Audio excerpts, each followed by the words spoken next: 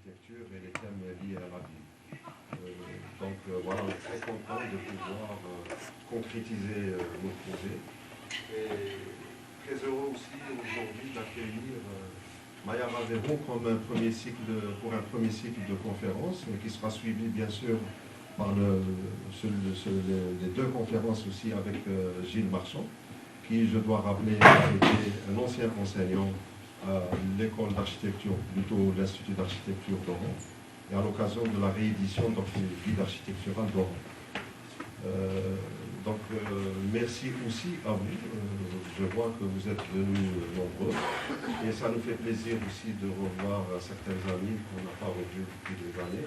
Donc, grand merci à ces rencontres, grand merci à notre collaboration plutôt.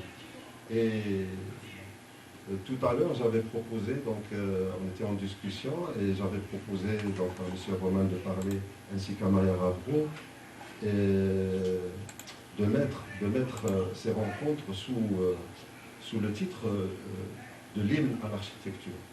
Moi, je souhaiterais aussi souligner que je me sens vraiment redevable à l'architecture, parce que c'est l'architecture qui nous a permis ces belles rencontres.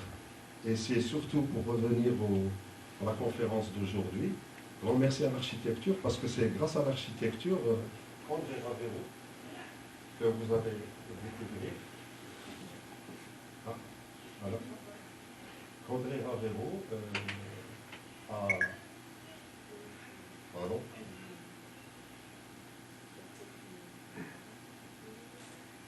Que André Ravero a rencontré Manuel Roche en Grèce autour d'un projet d'architecture. Et voilà, ils nous ont donné, ils ont gratifié l'humanité par une personne comme Maya Ravero, très intéressante du point de vue personnel, culturel et architectural. Surtout que j'ai été conçue en Grèce au moment où ils sont rencontrés. Donc voilà, je pense que là, avec cette intervention, personne n'aura à redire si nous devons des grands remerciements à l'architecture. Donc c'est autour d'un projet architectural que André Ravero a rencontré Manuel Roche. Et pourquoi je parle? Vous allez voir qu'aujourd'hui, nous allons aussi mettre à l'honneur Manuel Roche, parce que très souvent on l'oublie, parce que c'est grâce à Manuel Roche que André Ravero a pu capitaliser ses expériences.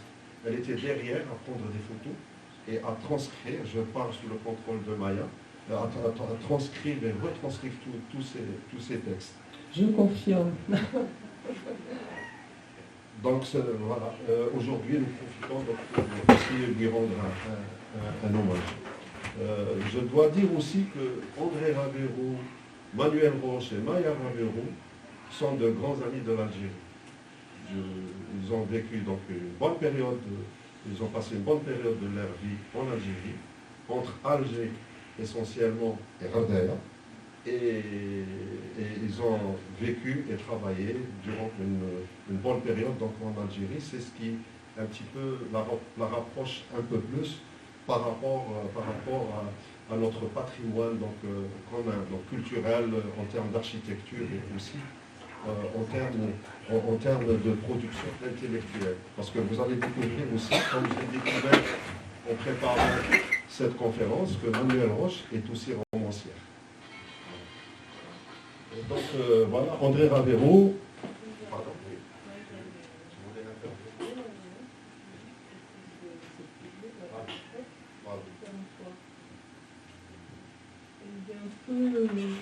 Voilà.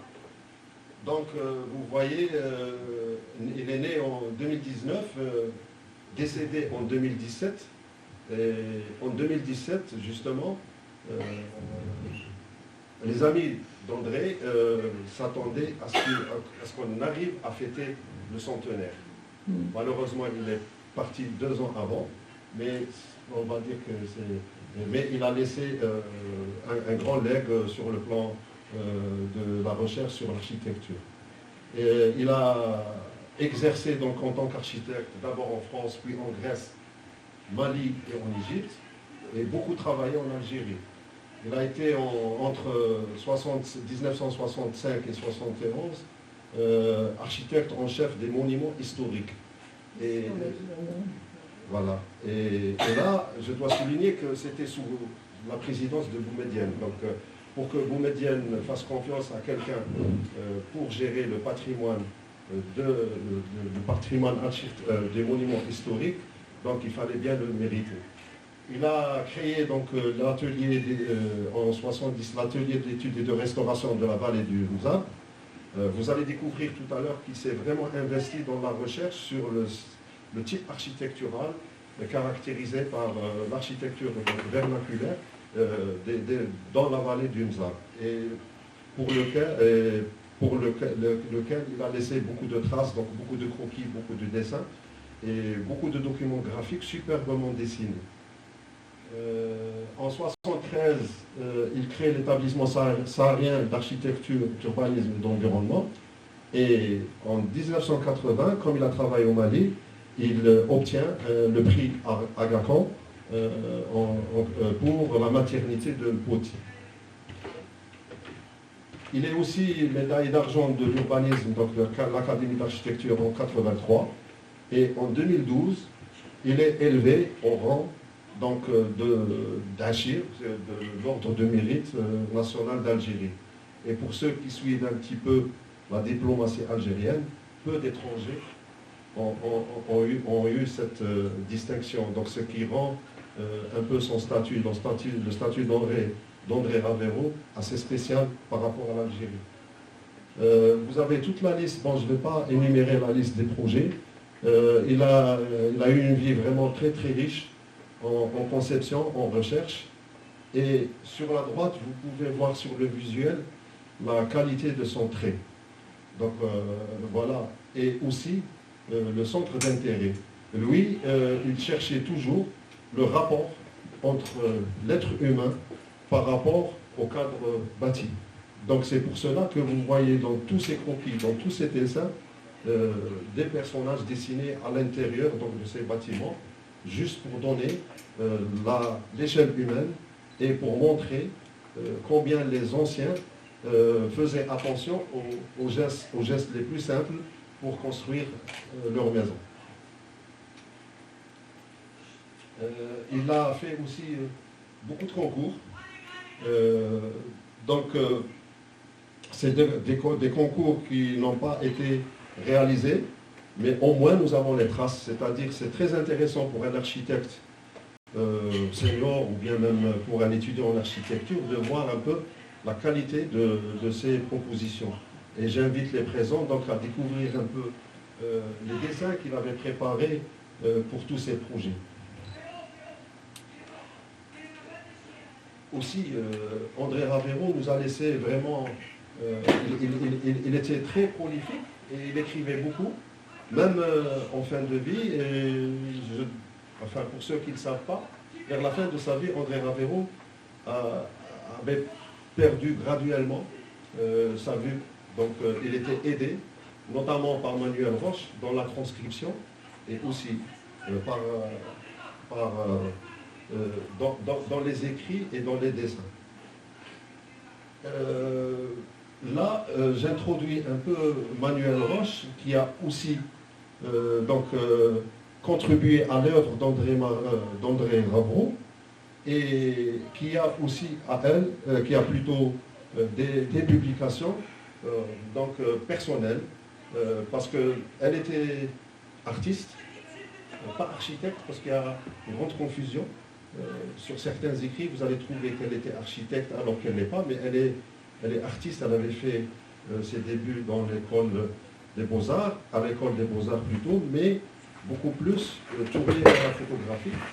Et c'était dans le suivi des travaux réalisés par André Ravero en Grèce, qu'elle devait faire des reportages photos, et c'était l'initiation pour elle au monde de la photo.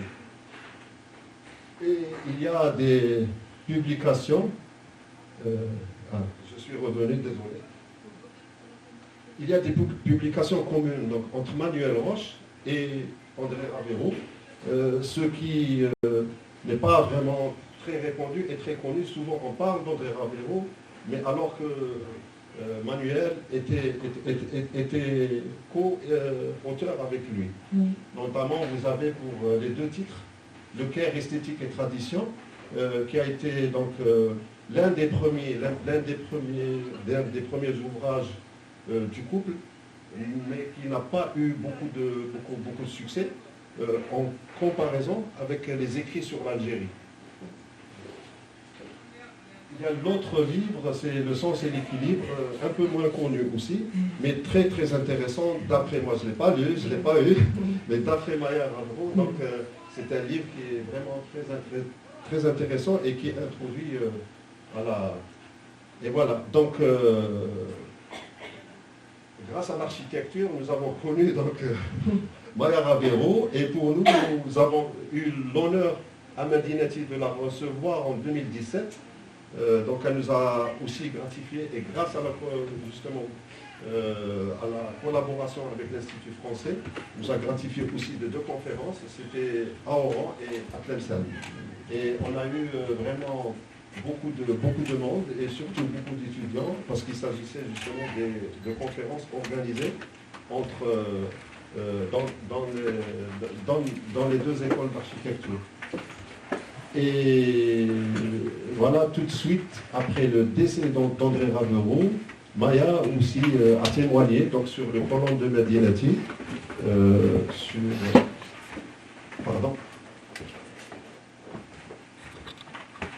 celui-là, le numéro 5 qui est dédié à l'habitat. Donc elle fait un témoignage. On a vraiment consacré un dossier spécial en hommage à André Ravero à l'intérieur donc de ce numéro.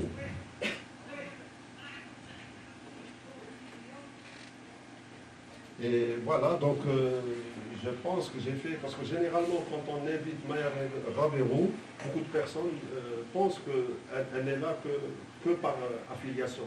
Ce n'est pas le cas. Elle est là parce qu'elle s'est investie dans l'héritage de son père. Et surtout, ce que je n'ai pas dit tout à l'heure, je me rattrape, c'est que tout de suite après le décès de Manuel Roche, parce que Manuel Roche est décédé avant André Ravero, lui qui était malvoyant vers la fin de sa vie. Maya a dû quitter donc, son travail, mais ça tu en parles toi, c'est mieux. Oui. Ouais, allez, vas-y. Donc je lui donne la parole. Bon, écoute, merci beaucoup Djilali pour déjà pour cette... Enfin, tu m'as, c'est aussi grâce à toi, grâce à l'Institut, mais aussi grâce à toi que je suis là. Donc merci à vous, merci au présent. Alors effectivement, je suis la fille d'André Ravero et de Manuel, conçue, comme on l'a dit en Grèce, lors de ce premier projet. C'était le premier projet d'André. Ma mère avait 22 ans. Donc sa famille était d'origine grecque et elle était allée là-bas enfin sa famille du côté maternel, elle était allée là-bas pour apprendre le grec parce qu'elle avait vécu en France et ça lui manquait.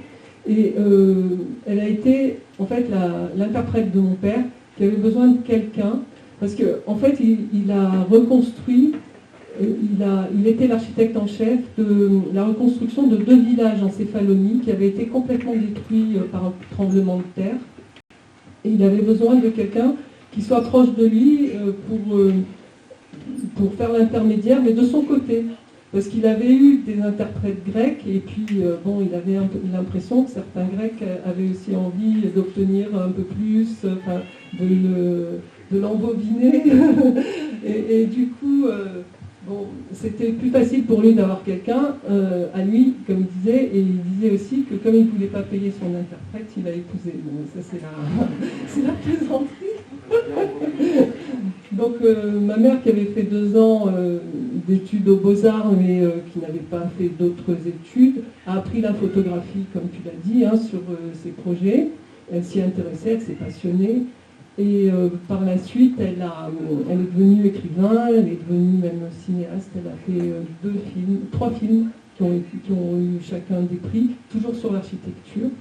Et bon, la partie romancée, ça a été un peu dur pour elle parce que comme mon père réclamait énormément d'investissement personnel, elle a toujours été très écartelée entre les deux. et entre sa propre activité et la sienne. Et avec les éditeurs, c'était souvent la bagarre pour ne serait-ce que son nom figure.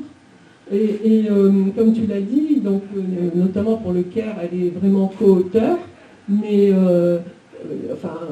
en réalité, elle a aidé André lorsqu'il devait s'exprimer. Elle a aidé à rédiger la plupart de ses textes.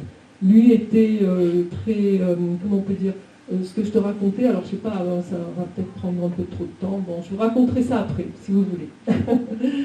Voilà. Donc, est-ce que c'est possible de passer à ma présentation, s'il vous plaît? Donc moi, je suis architecte aussi. J'ai été architecte d'abord, effectivement, parce que j'étais intéressée par le travail de mon père, aussi intéressée par l'architecture en soi, parce que je trouve que c'est un métier qui réunit absolument tout. C'est-à-dire, il y a de l'art, il y a de la sociologie, de la psychologie, de la technique, de la sensibilité, de tout. Et je trouvais que c'était vraiment un carrefour de toutes les spécialités et de tout ce qui constituait l'homme. Et puis, par contre, mon père était quelqu'un qui travaillait énormément, vraiment tout le temps, pas de vacances, avec, je trouvais que ses rémunérations étaient quand même un peu faibles par rapport à cet investissement. Et moi, je me disais, bon, il y a peut-être d'autres manières de faire de l'architecture. Donc je suis partie à Paris et j'ai essayé de comprendre comment faisaient les autres.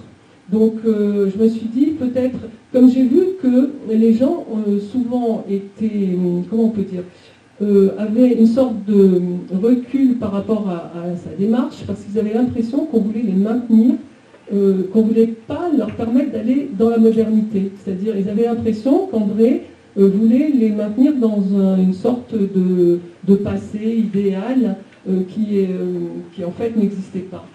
Et du coup, il a eu beaucoup de mal à diffuser sa pensée. Et moi, je me suis dit, bon, je vais essayer de le faire, de prouver aux gens en étant, par exemple, comment on appelle ça?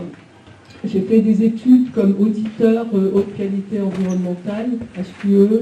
J'ai fait des études pour faire des diagnostics de performance énergétique. Enfin, voilà, des bilans carbone, des trucs comme ça. Parce que je me suis dit, bon, peut-être qu'en faisant des tableaux, peut-être qu'en mettant des chiffres, ça va persuader les gens, les décideurs, que finalement, c'est intéressant. Et puis au final, c'est quand je me suis occupée de mon père, en fait. C'est quand j'ai collaboré avec mon père au livre qui s'appelle Du local à l'universel, donc que tu as montré là, qui est paru en 2007. Là, j'ai collaboré avec le premier auteur qui est Vincent Duchazot, qui avait fait un interview et puis qui l'avait tapé, qui avait commencé à travailler avec mes parents. Et ma mère elle travaillait sur un autre livre avec mon père, elle n'avait pas le temps de s'occuper des deux. Donc elle m'a dit, enfin, j'ai proposé d'aider. Et à ce moment-là, je me suis rendu compte qu'André avait mais alors, tellement de choses intéressantes à dire et qu'il était mais tellement loin. Enfin, en fait, je n'avais pas réalisé dans ma jeunesse, je pense que quand on est jeune, on a envie de se démarquer un peu. Je n'avais pas réalisé vraiment à quel point sa pensée était moderne. Et du coup, avec les 7 ans que j'ai passés avec lui, de 2010, au moment où ma mère est décédée, et jusqu'en 2017, où c'est lui qui est parti, j'ai passé quasiment tout mon temps avec lui, libre. Et j'ai créé ma boîte à ce moment-là, parce qu'avant j'étais salariée, j'étais devenue responsable du développement durable d'une grosse boîte d'immobilier tertiaire, de conseil en immobilier tertiaire. Mais là, donc avec André, il m'a expliqué vraiment finement le détail de sa pensée grâce à ce bouquin. Et après, avec des étudiants, on l'a forcé en quelque sorte à s'exprimer encore plus. Parce qu'il s'exprimait énormément par le dessin, mais c'était plus compliqué de le faire par écrit. Par oral, c'était très bien, c'était super, mais par écrit, c'était plus difficile. Donc voilà. Moi, ce que je vais essayer de faire ici, c'est de partager avec vous ce que moi j'ai compris des enseignements. Donc ça va pas être technique, enfin un peu. Il va y avoir une partie technique, mais je vais essayer de vous montrer l'esprit dans lequel lui travaillait.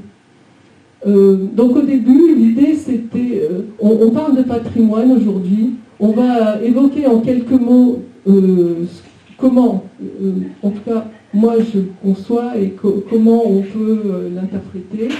Ensuite, c'est la démarche d'André qu'on va interpréter sous deux formes. La première, ça va être comment lui agissait, qu'est-ce qu'il faisait pour avoir sa propre pensée, et par derrière, quel constat donc il en retirait, et par derrière, on va décliner quelques exemples. Donc je vais essayer d'aller vite parce qu'on a déjà pris plein de temps. Voilà, merci, hein, c'est gentil. Donc étymologiquement, alors oui, parce que en fait, cette notion de patrimoine, elle est difficile à décliner dans chaque langue, la décline à sa manière. En arabe, c'est pas pareil qu'en français, en espagnol, ni en anglais. Donc en France, ça vient de patrimonium, l'héritage du père, du latin. Et en France, l'idée de conservation était surtout centrée sur des bâtiments anciens ou des peintures prestigieuses après la Révolution, parce qu'elles étaient menacées. Et en fait, on se rend compte qu'on s'intéresse souvent à la préservation du patrimoine quand il est menacé, le plus souvent. C'est-à-dire soit quand il y a vraiment une révolution, une guerre, ou alors quand on se demande, quand il faut l'entretenir, que ça coûte très très cher, et que du coup on se dit, qu'est-ce qu'on fait? On le détruit ou on l'entretient. Et puis au final, dans le temps, la notion, et surtout à travers des pays, elle s'est étendue à plein de productions humaines, à leur évolution dans le temps, géographiquement, et puis même aussi à des paysages. Et, sachant que quand j'ai fait des recherches sur l'UNESCO, alors ça c'est une chose que je ne savais pas, c'est que, on parle souvent des sites architecturaux qui sont préservés par l'UNESCO, mais l'idée en fait c'était après la Seconde Guerre mondiale de faire en sorte surtout d'intervenir sur l'esprit des gens avant d'intervenir sur le matériel. Et j'ai trouvé que cette phrase était pas mal. Les guerres prennent naissance dans l'esprit des hommes, c'est dans l'esprit des hommes que doivent être élevées les défenses de la paix. Et donc ça s'étend non seulement aux bâtiments, mais ça s'étend à toutes les activités humaines. Bon, et la Convention en Europe donc de Faro le dit bien aussi. Donc on va passer à la suite. Tu peux ok. Donc voilà les deux questions clés. On va y aller, je ne vais pas m'étendre dessus. Tu y arrives ou pas à tourner? Voilà. Donc voilà. En fait, André a commencé par l'observation, c'est-à-dire c'était quelqu'un qui était tout le temps en train de regarder tout partout. Mais par exemple, on allait chez le médecin, il était là à dire « Ah tiens, mais ça c'est comme si, là on pourrait faire autrement, là c'est construit comme ça », il se levait, il allait regarder les détails, mais partout. Et du coup, c'était vraiment cette observation permanente qui, à mon avis, a fait qu'il avait ce regard. Et après, une fois qu'il observait, il consignait. Voilà. Et comme tu me disais, Djilali, tu m'as piqué mon, mon argument. Non. Voilà. Non mais on n'est pas les seuls à le dire. Hein. L'humain était au centre de la réflexion. Et donc si je vous ai montré ça, c'est pour déjà montrer que très très jeune, en fait, je fais une toute petite aparté, on a donné toutes les archives de mes parents au MUSEM à Marseille. Donc là-bas, il y a des dessins, je ne sais plus, 2000 dessins d'André, je crois, toutes leurs écrits, tout, quasiment tout, et là-bas, consultable. Et donc, quand j'ai regardé les dessins d'André, je me suis rendu compte qu'il en avait fait énormément quand il était jeune, que personne ne connaît, et qui représentait des gens, qui représentaient, ceux-là, je les connaissais, ceux de gauche, je les connaissais, parce qu'il a fait ça quand il était prisonnier de guerre en Allemagne, et en fait, à ce moment-là, il s'est rendu compte, il nous disait souvent que quand il était prisonnier, il tenait une pelle comme un porte-plume, et il a eu honte. Il a eu honte face aux personnes qui étaient avec lui, hein, et face aux Allemands aussi. Il s'est dit non, mais moi il faut que j'apprenne à tenir la pelle. Et en fait, il s'est rendu compte que c'était hyper intelligent, c'est-à-dire que tenir une pelle, ça demandait beaucoup d'intelligence. Et du coup, ça lui a vraiment apporté par rapport à la suite, par rapport à son expérience d'architecte. Parce qu'un artisan, en fait, a besoin de beaucoup d'intelligence pour faire son métier. Et à droite, En fait, ce sont des dessins qu'il faisait dans un carnet de croquis qu'il avait toujours sur lui. Donc, soit il écrivait, soit il faisait des dessins. Et du coup, moi, ce que je trouvais intéressant, c'est qu'on voit la différence ici entre les deux. C'est-à-dire que d'un côté, c'est extrêmement fouillé. Si on faisait un zoom, on verrait plein de... Enfin, c'est presque vivant. De l'autre côté, ça ressemble à un gribouillis. Mais il n'empêche que dans ce soi-disant gribouillis, il y a plein d'intentions. Et que je pense que pour les jeunes architectes, puisqu'on va voir des jeunes architectes bientôt, c'est important qu'ils sachent qu'il ne faut pas avoir honte du gribouillis. Parce que le gribouillis, il permet petit à petit de préciser une pensée. Et on est obligé de passer par le gribouillis avant d'aller vers quelque chose de plus élaboré. Et ça, c'est même pareil quand on écrit quelque chose. C'est-à-dire, on commence par quelque chose de très vague, et puis petit à petit, on va dans la précision. Et ça, il faut accepter ça. Parce que beaucoup de gens voudraient tout de suite que tout soit parfait, et ne veulent pas passer par toutes ces étapes. Or, à mon avis, elles sont essentielles. Et donc, voir que des gens comme André sont passés par là, je trouve que ça vaut le coup de savoir. Et c'est beau en plus. C'est beau, hein. Même si c'est du gribouillis, c'est beau. Enfin, même si c'est pas fini, c'est très très beau. Et donc là, ce qu'on voit aussi, c'est les gens. Donc, il était passionné par la station assise, mais on en reparlera tout à l'heure. Là, on voit la décomposition de plusieurs positions assises au sol. Là, bon, je ne sais pas si vous voyez grand-chose. On va peut-être pas rester longtemps là-dessus, mais simplement, quand il a fait ses premiers voyages en Algérie, il a traversé le désert à dos de chameau, il a fait plein de dessins, il a fait plein d'observations très détaillées. Donc je ne sais pas si toutes ces observations lui ont été utiles, mais par exemple, en haut, on voit une personne qui est face à une porte qui est beaucoup plus basse que la hauteur de passage normale. Et ça, c'est quelque chose qu'il a utilisé, par exemple, quand il a réhabilité une vieille ferme en Ardèche où la famille s'est installée en 1976. Parce que, en fait, si la porte est intermédiaire, n'importe qui peut se cogner. Si la porte est très basse, eh ben, on voit qu'elle est basse, donc on fait l'effort et on ne se cogne pas. Alors, il y a certainement d'autres raisons, symboliques, etc. Mais il n'empêche que ce petit truc, c'est une somme de petites choses comme ça qu'il a accumulées et qui ont fait que lui, il a pu faire de l'architecture un peu différente des autres et il a pu s'en inspirer. Donc lui, ce qu'il disait, il faut s'inspirer des anciens, mais ça, on va voir plus loin. Il est capricieux, hein, ce petit appareil. Voilà. Alors là, c'est pareil, c'est un peu comme ce qu'on disait tout à l'heure, l'évolution de la réflexion entre les fameux carnets, toujours les mêmes, hein, que vous pouvez trouver au MUSEM aussi, et puis le dessin définitif. Alors on voit qu'au début, alors je ne sais pas s'il a fait d'après nature là, le dessin de droite, mais on voit que la perspective a changé. Et alors là, en fait, ce qu'il montre ici, donc là où il précise son idée, c'est qu'il était très intéressé par le fait que dans la Casbah, il y avait la possibilité d'avoir à la fois des cours avec une arcade, 2 arcades ou 3 arcades. Et le fait qu'il puisse y avoir une arcade, c'est-à-dire que les gens de conditions modestes qui n'avaient qu'une arcade pouvaient accéder à la terrasse et pouvaient avoir une qualité de relation à l'extérieur aussi bonne que ceux qui en avaient 2 ou qui en avaient 3, ça c'est quelque chose qui était très important aussi pour lui. Ça voulait dire que tout le monde pouvait avoir accès au ciel, pouvait avoir accès à l'intérêt climatique de ces maisons de la Casbah.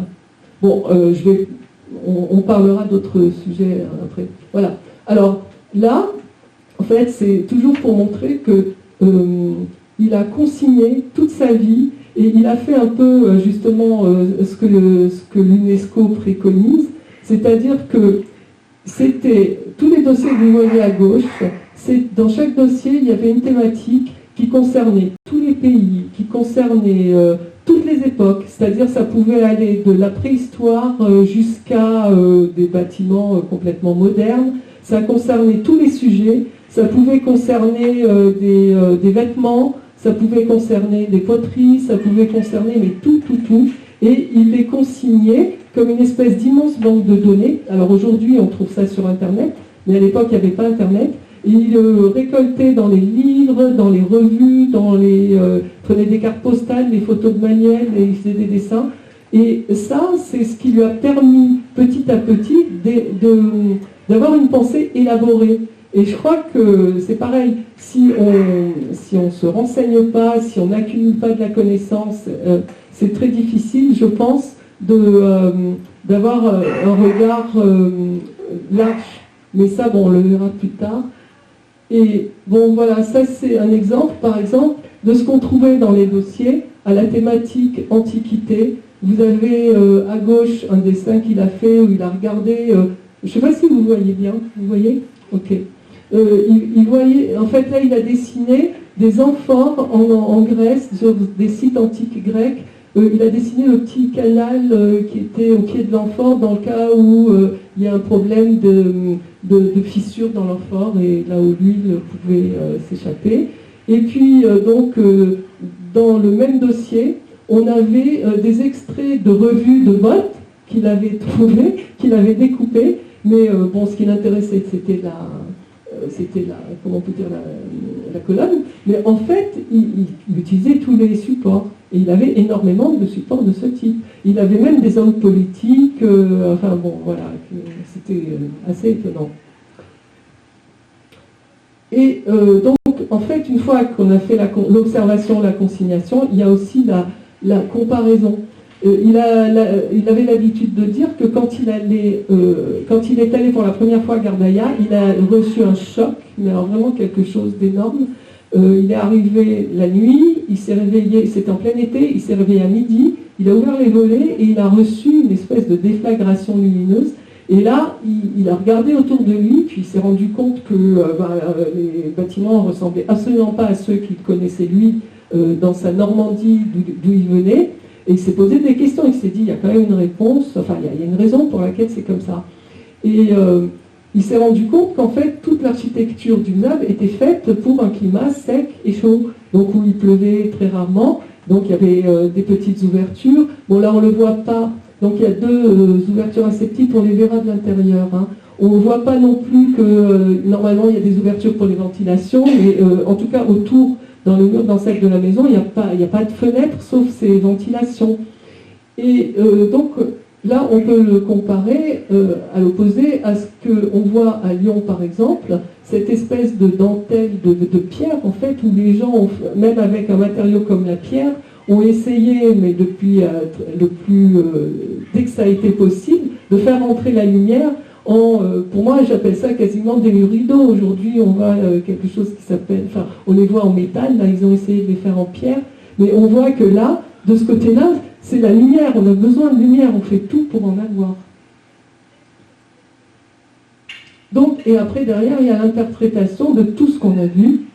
Et là, j'ai bien aimé, en fait, j'ai trouvé cet écrit. C'est l'écriture de Manuel. Mais le fond, c'est André, donc ça montre aussi comment ils ont collaboré. Et quand il dit « Nos anciens savaient construire avec les faibles moyens dont ils disposaient, les matériaux qu'ils trouvaient autour d'eux, et ils savaient aménager toutes les qualités de vie. Alors ils ont barré. Quand vinrent les architectes modernes, bon, ils se sont dit « Non, allez, on va pas charger quand même. » Et ils ont dit « Dans lequel, dans leur maison commune, dans leur maison comme dans leur commun, c'est-à-dire en fait pour eux-mêmes et pour la communauté. » Et moi j'ai trouvé cette phrase magnifique et elle résume bien ce qu'André pensait. C'est-à-dire qu'en analysant, en vivant, en analysant et en comparant plein de choses en même temps, il s'est rendu compte de la qualité, à la fois de la qualité de l'espace, de la qualité, de la manière dont les gens mettaient comment utiliser les matériaux, de la qualité de l'intelligence, des gestes ancestraux, entre guillemets. Et alors moi, ce que j'ai voulu prouver dans cette présentation, c'est que s'intéresser au passé, c'est ce que disait André, hein, donc je n'ai pas inventé, mais j'aimerais bien essayer de le montrer à ma manière, c'est que s'intéresser en fait au passé, ce n'est pas faire une croix sur l'avenir, c'est au contraire ouvrir vers l'avenir. C'est-à-dire qu'André a trouvé plein d'inspirations dans ce que faisaient les anciens. Mais, alors, je ne peux pas, là, il faudrait des jours, enfin, très très longtemps pour tout énumérer. Donc, je vais essayer de vous donner quelques petits exemples qui montrent ce qu'on... Même, il y a même, on va voir qu'il y a même d'autres architectes comme Le Corbusier qui aussi ont pu s'inspirer de ce passé. Voilà, donc on va passer, on va traiter les effets de la latitude sur le cadre bâti, des exemples structurels et peut-être des exemples concernant les matériaux si vous tenez le coup, mais on pourra arrêter avant.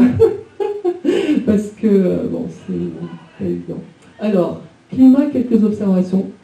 Ça, ce dessin, en fait, je l'ai trouvé sur Wikipédia et je l'ai redessiné un petit peu parce qu'il était encombré d'autres choses. Mais pourquoi j'ai été obligée de le trouver? Parce que quand on a donc écrit le livre du local à l'universel, l'éditeur soutenait Mordicus qui avait la même quantité de lumière à toutes les latitudes. Alors là, André, c'était la bagarre, parce que comme André disait le contraire, et l'éditeur, alors lui, il a regardé toutes les lignes, hein, vraiment, c'était une discussion pied à pied. Donc là, j'ai trouvé ce dessin pour lui prouver qu'en fait, avec un même rayon de lumière, si on se trouve à l'équateur ou si on se trouve au pôle, ça se répartit sur une surface beaucoup plus grande au pôle. Et au contraire, c'est condensé à l'équateur. Donc forcément, on ne peut pas recevoir ni la même quantité de chaleur, ni la même quantité de lumière sur une surface différente. Ça m'a persuadé quand même. Et donc André, c'est lui qui avait choisi pour une présentation, donc j'ai repris ça, c'est-à-dire l'ouverture maximale. On est dans un pays tropical, il pleut énormément, il faut uniquement se prémunir contre la pluie et éventuellement contre le soleil, contre les ardeurs du soleil, mais surtout il faut ventiler. Donc on ne peut pas faire moins. Et puis en dessous, au contraire, on peut difficilement faire plus. C'est-à-dire qu'on est sous les pôles, on est complètement enfermé. Et entre les deux, voilà, il y a des tas de combinaisons possibles, et c'est tout l'art de l'architecte de les trouver.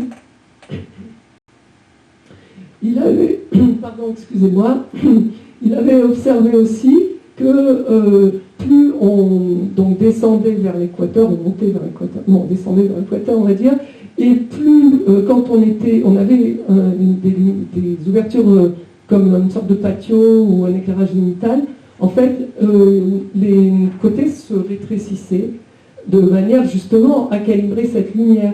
C'est-à-dire que quand on était à Rome, donc de l'autre côté de la Méditerranée, on avait quand même des espaces assez larges. Quand on se retrouve à Alger, ça se rétrécit. Et quand on se retrouve à Gardaïa, voilà, c'est vraiment un petit canon de lumière. Et donc là, on voit une photo qui montre l'effet, mais on en verra une plus bas, qui montre aussi encore mieux, je trouve. Voilà, là. Hein, c'est la même maison, mais si on avait ce genre d'ouverture en Normandie, d'où venait André, ça serait glauque, ça serait invivable. Là, ici, c'est superbe, c'est magnifique. Et alors, il y a un espace auquel André tenait énormément en climat méditerranéen, à tel point qu'il a fait un livre à ce sujet qui n'a malheureusement pas pu être édité parce qu'il est décédé avant. Il est presque fini, donc voilà, on espère pouvoir l'éditer quand même. Et l'association Aladar qu'on a créée pour ça l'a énormément aidé à avancer. Et on l'a créé pour ça, pour qu'il puisse avancer. Donc l'ICOMA, donc en J, là, on voit sur le plan le J de l'ICOMA, tu le vois sur la droite, là, ici, voilà, c'est ça. Donc c'est un espace qui est à la fois couvert donc, contre la pluie et contre le soleil, un petit peu comme on avait vu tout à l'heure sur les tropiques. Il est protégé du vent. Alors, par exemple, au Mzab, il est protégé du vent dominant qui est à l'ouest, mais il faut savoir que dans certaines régions sahariennes, le vent vient d'un autre côté, donc l'Icomar va être sur un autre mur. Donc vraiment, les anciens avaient cette espèce de subtilité, de réflexe et de savoir, surtout de savoir, parce que c'est de la science. Et donc, ça permet de pouvoir vivre à l'extérieur un maximum de temps de l'année dans des pays comme l'Algérie, mais aussi en France, parce qu'en France, dans le sud de la France, il y a énormément de portiques comme ça, où les gens travaillaient quasiment toute l'année à l'extérieur. Alors c'est vrai qu'aujourd'hui, avec les activités qu'on a, c'est-à-dire avec l'ordinateur, c'est plus difficile de travailler à l'extérieur parce que il y a des problèmes d'humidité, il y a plein de problèmes, et ça pose question. Mais par contre, ce qu'il faut savoir, c'est qu'aujourd'hui, il y a un problème de santé publique, et là je dis vraiment le mot parce que ça vient d'un médecin que je connais en France, par rapport à la vitamine D. C'est-à-dire qu'aujourd'hui, la plupart des gens sont enfermés. Moi, j'ai un collègue de 40 ans à l'époque qui ne comprenait pas ce qui lui arrivait. Ça a mis des années avant qu'on trouve ce qu'il avait. Et en fait, il était dans une maison, il allait chercher sa voiture dans le parking, il allait au parking de son travail, il mangeait au restaurant d'entreprise, il allait faire ses courses dans le supermarché, il ne voyait jamais le soleil. Et du coup, c'est grave. Donc, c'est pour ça que André, et ça on va le voir plus bas, alors il n'avait pas la notion de cette histoire de santé, lui c'était vraiment pour une question de qualité de vie, mais quand il a voulu faire ses logements, donc qu'on appelle des habitations économiques à Sidi Abaz, près de Gardaïa, il s'est posé la question à un moment donné, il s'est dit qu'est-ce que je fais? Est-ce que je fais un grand immeuble vertical avec une grande loggia où les gens vont quand même pouvoir mettre une table, etc. Ou alors est-ce que je fais une terrasse? Des terrasses. Et il a opté pour la terrasse et l'Icomar, parce qu'il a pensé que c'était vraiment le plus adapté à la fois au climat et à la fois au mode de vie des gens. C'est-à-dire que quand on est en vertical dans un immeuble, quand même les autres voient chez vous, les voisins voient, etc. Et ici, ça préserve l'intimité de la famille et ça permet quand même, et ça permet aussi une meilleure ventilation au moment de l'été. Enfin, quand on dort la nuit, par exemple, on va dormir sur les terrasses et l'air évacue tout de suite la chaleur, on n'est pas enfermé. Alors que quand on est dans une loggia, malheureusement, on est quand même enfermé. L'air circule beaucoup moins. Voilà. Donc, il a opté pour ça. Et c'est un peu ce que je voulais dire, c'est que, en fait, il y a un confort moderne dans ces maisons. Il y a des cuisines, il y a des salles de bain, il y a des chambres, on peut voir un film, donc je t'ai envoyé sur YouTube. On peut voir il y a un film sur YouTube qui a été fait par Jean Selmeyer sur le travail d'André. Et du coup, on visite la fameuse villa M et on peut voir que dans cette villa, il y a tout, quoi. Il y a le confort. Donc moi, ce que je voulais, le message qu'il m'a légué et que j'ai envie de partager, c'est de dire que le patrimoine, c'est moderne. C'est-à-dire que c'est pas un truc qu'on jette. On peut avoir une qualité de vie super, et souvent même, et c'est la phrase rayée de tout à l'heure, il y a des fois où dans des bâtiments modernes, on a un inconfort que l'on n'a pas dans des bâtiments qui se sont inspirés des astuces que les anciens avaient trouvées pour justement composer avec le climat et composer avec leur tradition. Donc c'est hyper important d'observer et de prendre ce qui est intéressant, et pas forcément tout, prendre ce qui est intéressant aujourd'hui. Et ce qu'a fait André. Donc on va passer au suivant. Par contre, par contre, là il a construit à l'île d'Amos, c'est près de Lyon, c'est aussi des bâtiments économiques, donc ce sont des HLM, qui sont faits en terre d'ailleurs parce que c'était expérimental. Et là, il a fait des grandes baies vitrées pour faire entrer le soleil très profondément, pour que quand le soleil tape le sol, il y ait les rayons infrarouges, il y ait un effet de serre qui se crée et qui augmente la chaleur à l'intérieur. Donc, bon, on est dans un autre climat, on utilise d'autres techniques, mais ça veut dire que le confort de la personne est préservé. S'ils avaient fait des petites ouvertures là, il n'y aurait pas eu de confort. S'il en avait fait des grandes à Rabzaya, il n'y aurait pas eu de confort non plus. Ou alors on aurait été obligé de mettre de la clim, ce qui serait dommage. Voilà. Et là, c'est un projet à Kampala. Et à Kampala, il faut énormément ventiler.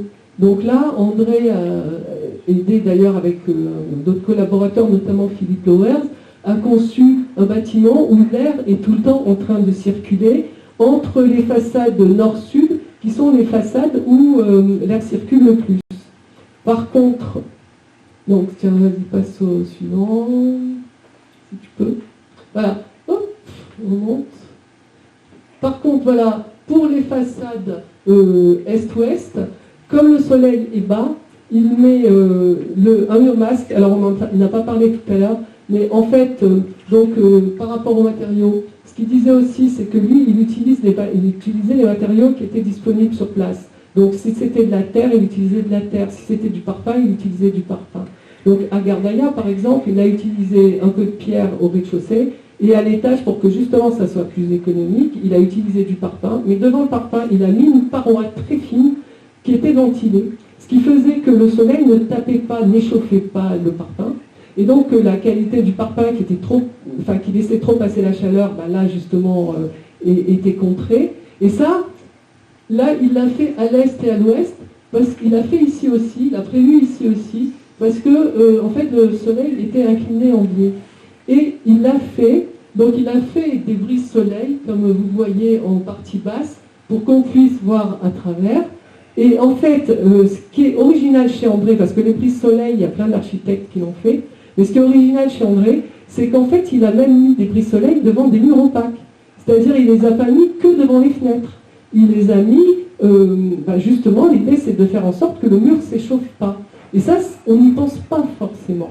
Et bon, la genèse de ce mur, comment on peut dire, si on parle de patrimoine, il s'est inspiré de Frank Lloyd Wright, parce que Frank Lloyd Wright, en fait il s'est dit, Frank Lloyd Wright, lui, fait comment on peut dire, fait circuler de l'air ou de l'eau, c'était la mode, c'était redevenu à la mode, les planchers chauffants. Donc il s'est dit, moi je vais le faire sur le mur. Frank Lloyd Wright le faisait au sol, moi je le fais sur le mur, il le faisait avec l'eau, moi je le fais avec l'air. Mais alors ce que je ne savais pas et que j'ai appris après, grâce à quelqu'un d'ailleurs qui est venu voir André, c'est que Frank Lloyd Wright s'était lui-même inspiré des Coréens du Nord ou du Sud, je ne sais plus, enfin des Coréens, qui eux faisaient circuler de l'air chaud, comme les Romains d'ailleurs, dans le sol pour réchauffer le sol. Donc en fait c'est la transmission, c'est ça, et l'interprétation. C'est-à-dire que, en fait, il faut faire la différence entre copier quelque chose et s'inspirer de quelque chose pour faire autre chose de nouveau.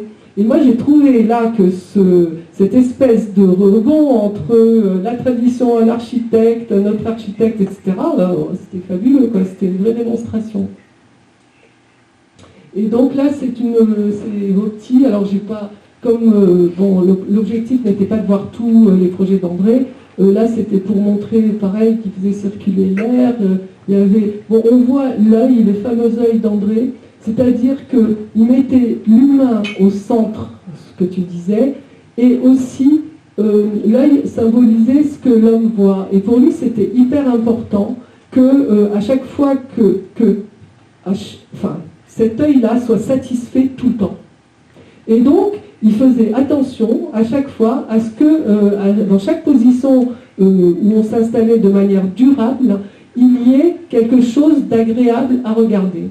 Et donc là, par exemple, les gens sont assis, donc comme les gens dans une maternité, les femmes sont assises, sont allongées la plupart du temps, il fallait qu'une femme allongée puisse voir quelque chose d'agréable au moment où elle était allongée.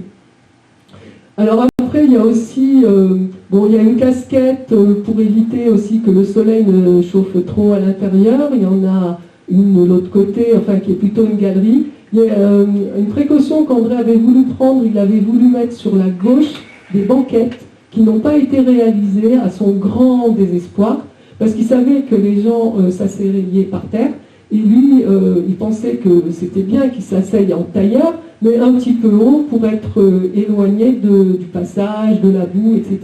Bon, ça n'a pas été fait pour des raisons certainement économiques. Donc, vas-y, on va aller au suivant. Alors voilà, moi j'ai adoré le titre en fait, de cette image qui est dans la Casbah d'Alger. Donc on va avoir deux images successives qui, en fait, se regardent dans le livre. L'autre, auteur de la vie. Donc en fait, ça montre vraiment que pour André, le patrimoine, c'est la vie. C'est-à-dire, c'est la vie qu'il cherche au travers du patrimoine. Ce ne sont pas les décors. Pour lui, les décors, c'est quelque chose qui vient après. Ce qui vient d'abord, c'est l'humain et la vie. Et donc ici, on a toujours cet œil-là, parce qu'en fait, dans les pays où il fait chaud, ou alors dans les pays où traditionnellement on réchauffe le sol, on s'assied par terre. Et André disait que 80% de la planète, que 80% des civilisations sur Terre s'asseyaient par terre. Et donc, il disait aussi que le mobilier occidental comment... Alors, on va regarder un petit peu plus bas. Vas-y, le suivant. Voilà, le mobilier occidental est organisé autour d'une vie qui essaye de s'éloigner du sol parce qu'il fait froid par terre. Donc effectivement, il y a des enfants qui jouent un peu, mais la majorité des gens essayent de s'éloigner de ce froid. Et de ce fait-là, leur mobilier est haut, leur décor est haut. Donc ce qu'on voyait tout à l'heure, et puis on va le voir même un peu plus bas, tu peux peut-être... C'est que tout le décor et toutes les ouvertures sont conçues dans ces architectures traditionnelles, notamment de la Casbah, autour de cette station assise. On voit que le regard en fait de la personne est dans l'axe de la fenêtre. C'est-à-dire que la partie basse et haute se trouvent à peu près à égale distance par rapport à l'axe du regard. Et tout est organisé. La hauteur de l'allège, qui est sous la fenêtre, est en fonction de cette station assise et du mobilier, comme ce qui se passe en haut. Et donc, on va passer à la... Oui. Alors là, je fais une petite aparté pour parler de la position assise au Japon. Alors, j'aurais aimé trouver une autre photo, je n'ai pas trop eu le temps, mais en fait, au Japon, c'est de la civilité de s'asseoir par terre. C'est-à-dire que, et ça c'est important de voir qu'ils en sont fiers, que c'est quelque chose qui fait partie de leur culture, qu'ils l'assument, et donc pour eux c'est bon. Et ça, il y a eu malheureusement certaines, on va dire, cultures qui ont eu l'impression, qui ont cru que le fait de s'asseoir par terre c'était dégradant. Or, non, tout le monde ne pense pas comme ça, et c'est très important, et André vraiment voulait porter ce message-là. Vas-y. Et là, en fait, ce dessin, alors je ne sais pas si quelqu'un a envie de le commenter, ou si vous voulez que je le commente moi. Est-ce que quelqu'un a envie de commenter ce dessin? C'est deux dessins, face à face.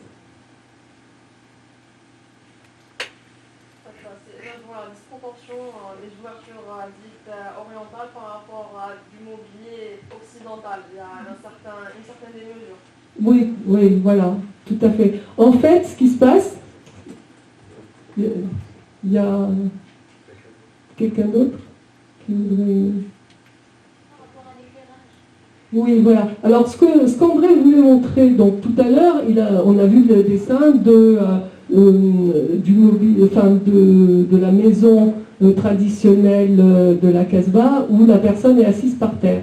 Donc là, en fait, on voit cette maison où quelqu'un utilise un mobilier qui est parfaitement adapté dans la situation où on se trouve en Occident, où on a des fenêtres très hautes, où on a l'allège qui est haute aussi, parce qu'on n'a pas besoin d'avoir une allège basse, puisque comme l'œil, ce fameux regard, est assez haut, et du coup, on voit qu'on a quasiment la même hauteur entre l'axe de l'œil et le bas de la fenêtre, sauf que l'allège est plus haute, mais le regard est libre, on voit bien. Par contre, quand on utilise exactement le même mobilier, mais dans une habitation qui n'a pas du tout été conçue pour lui, à ce moment-là, le regard est bloqué par le linteau de cette fenêtre. Et donc, à ce moment-là, on n'est pas à l'aise. Et en fait, c'est ça, André, c'est ça qu'il a observé. Et c'est ça, c'est tous ces détails qu'il pensait vraiment importants. Et il pensait que les architectes ont le devoir d'en tenir compte, d'y réfléchir, de faire ces observations, et eux-mêmes, quand ils construisent, de penser à ça, de penser à ce regard, à cette liberté du regard et à la manière de le procurer dans le milieu, avec les moyens du bord. Et que quand on utilise un vieux bâtiment, il faut aussi l'utiliser, on va dire, de manière conforme. Voilà. Alors là, on va parler, je vais essayer d'aller peut-être accélérer un peu. Je parle du point d'appui. Donc ici, ce qui enchantait André, c'est que au ZAP, les constructeurs n'essayaient pas de faire des choses absolument rectilignes, etc. Et donc ce qu'on voit ici notamment, c'est que les poteaux s'amenuisent en bas. C'est-à-dire ils sont très larges en haut et ils accueillent tout ce qui est poutraison, etc. Et donc ça va très bien pour le haut. Par contre, il n'y a vraiment pas besoin, et on va le voir plus tard, plus bas d'ailleurs, il n'y a pas besoin que ça soit très large en bas. Donc on économise de la matière, on économise plein de choses, et en plus c'est élégant. On passe à la suivante. Merci Kivali, de m'épargner. Voilà. Et là, donc, on se retrouve à la cité radieuse, et André faisait le parallèle entre cette cité radieuse qui a utilisé exactement les mêmes procédés. Et donc André disait, je suis désolé, pour moi le ZAP c'est moderne. Parce que Le Corbusier fait ça à la cité radieuse. Pourquoi on va dire que Le Corbusier est moderne et pas le ZAP? Donc pour lui, c'est la démarche qui est intéressante. Et c'est là où on se rend compte que on peut s'inspirer, parce que peut-être que Le Corbusier s'en est inspiré. Il a visité le ZAB, on dit qu'il s'est inspiré des petites ouvertures pour ses canons à lumière, bon, personne ne l'a vérifié, mais on dit, si ça se trouve, il s'est aussi inspiré de ça. Donc on va passer à la suivante. Et là, ça c'est une photo qui m'a été envoyée récemment par Rachid Koreshi, donc qui est un ami de la famille. Et du coup, bon, André n'a pas pu le voir parce que je l'ai reçu récemment, mais ça montre vraiment qu'on n'a vraiment pas besoin d'avoir une très grande surface pour pouvoir recevoir les charges en fait qui sont au-dessus. Moi je trouve que c'est une prouesse extraordinaire que peut-être les ingénieurs d'aujourd'hui n'oseraient même pas proposer aux architectes. Et voilà, les anciens l'ont fait. Donc ça, est-ce qu'on appelle ça est-ce qu'on peut négliger ça? Est-ce qu'on peut dire que c'est rien du tout?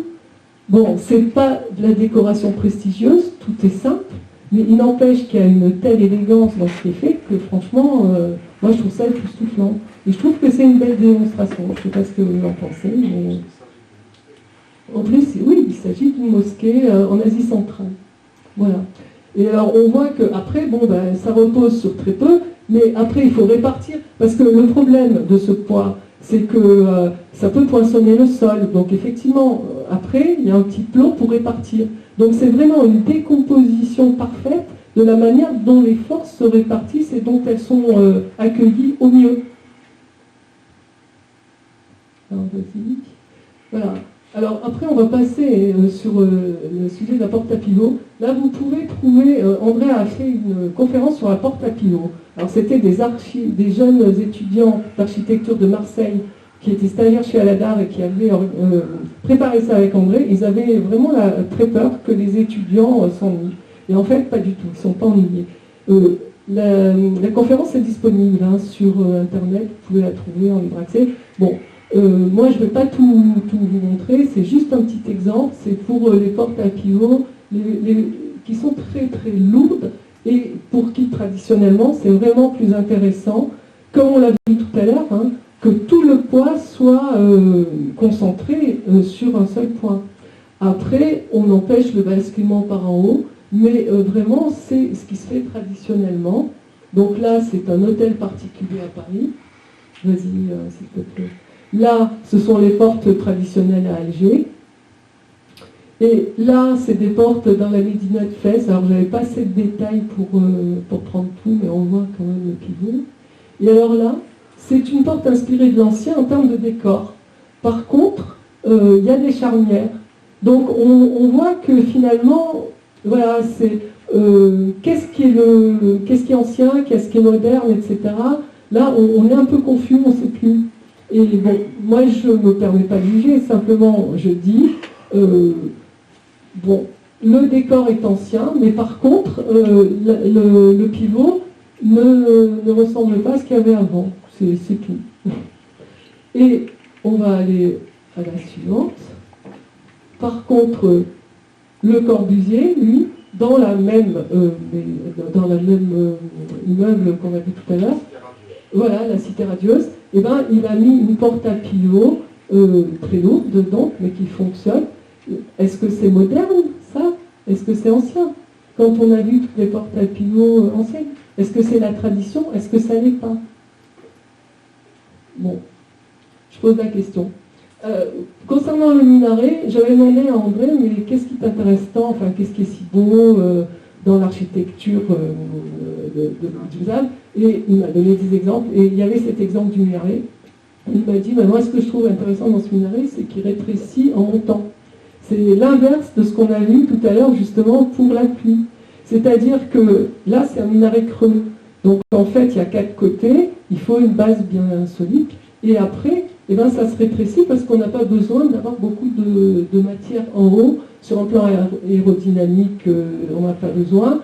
Ce qu'ils utilisent comme matériaux, c'est du tin sheet, une sorte de plâtre et des cailloux. Le plâtre prend très vite. Donc, en plus, ce n'est pas quelque chose de calibré comme, par exemple, des briques.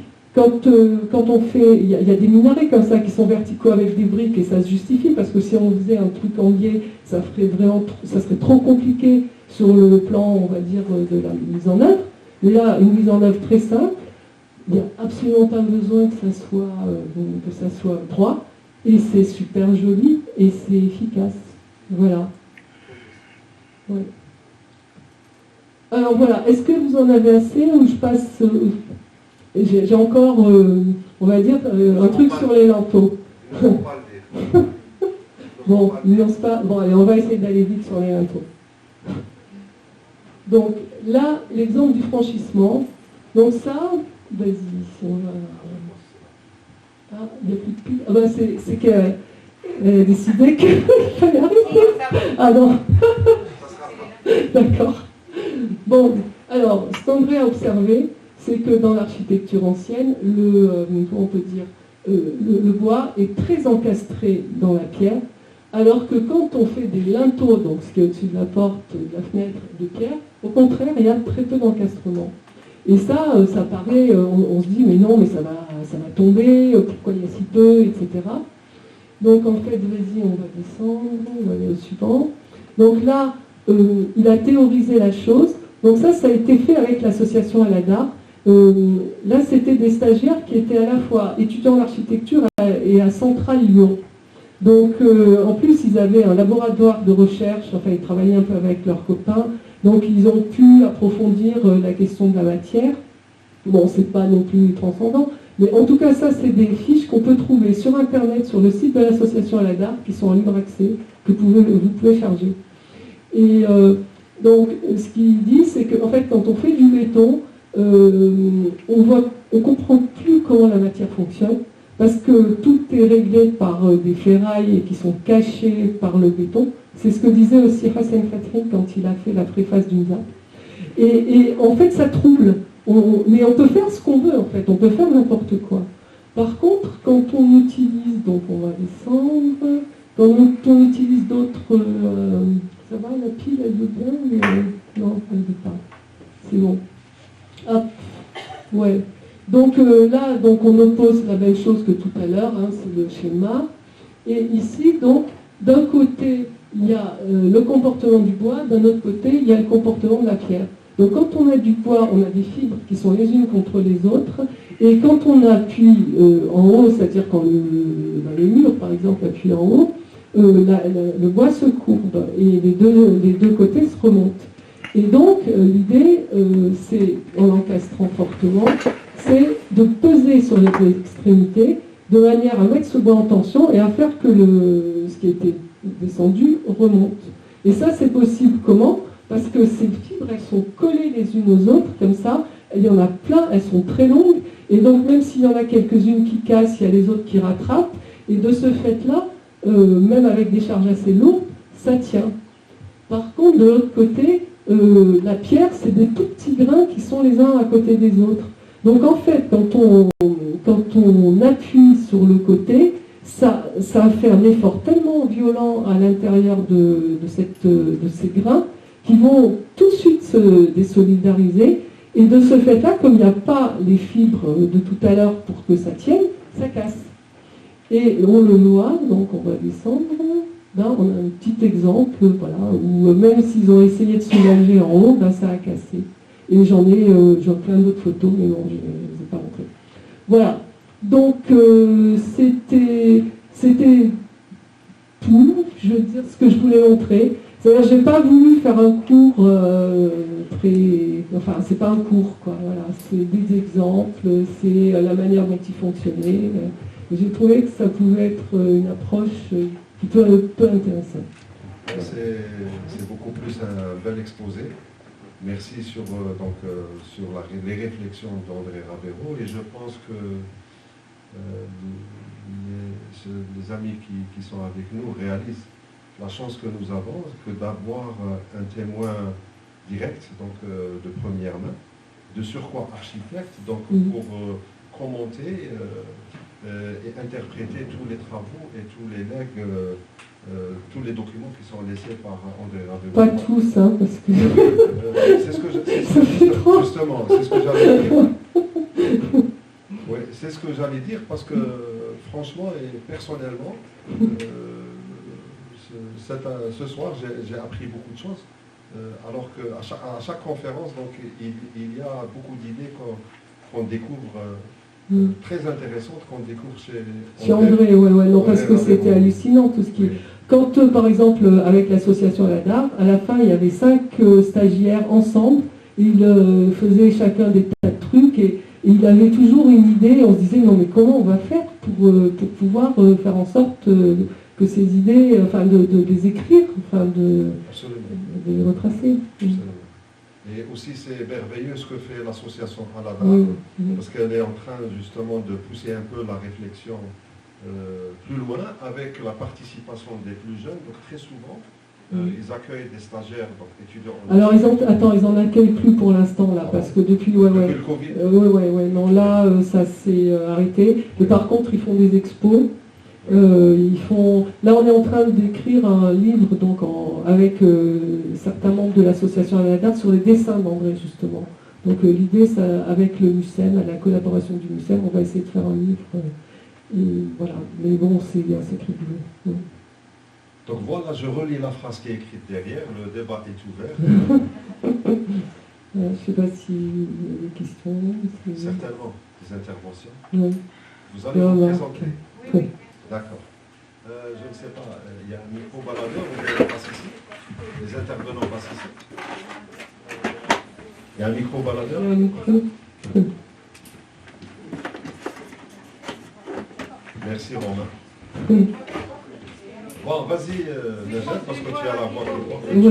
Oui, tu es enseignant. Oui.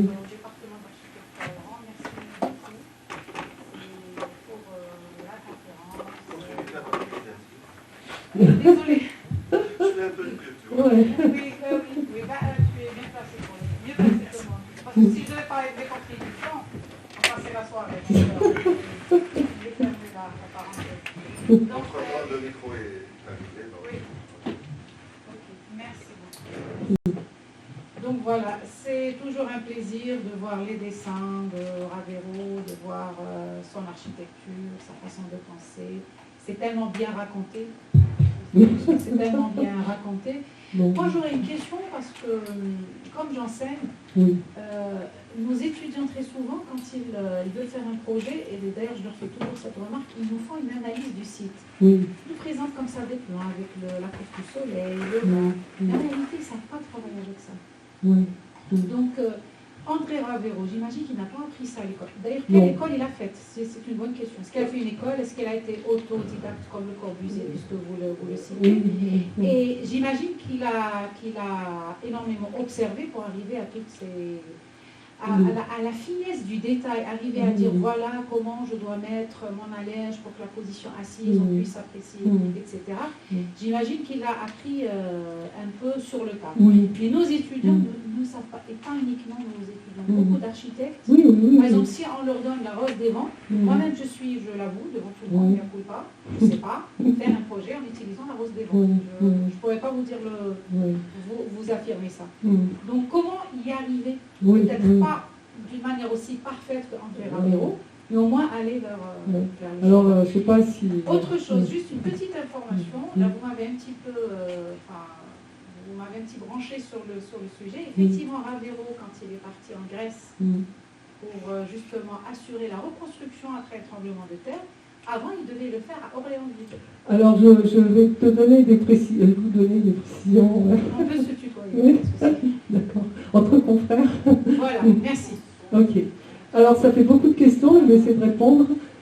Alors, concernant la formation d'André, c'est une histoire assez rigolote parce qu'il avait l'habitude de dire, moi, je ne suis pas architecte. En fait, il disait ça à la fin de sa vie. Je ne suis pas architecte, moi, je suis dessinateur. Et si je suis devenue architecte, c'est parce que ma mère m'a inscrit à l'école des beaux-arts en architecture. Donc, en fait, il avait chanté l'international quand il avait 15 ans au lycée, mais comme ça, par mode. Il disait, il était avec son copain Le Cagnuet n'a pas été viré, lui a été viré.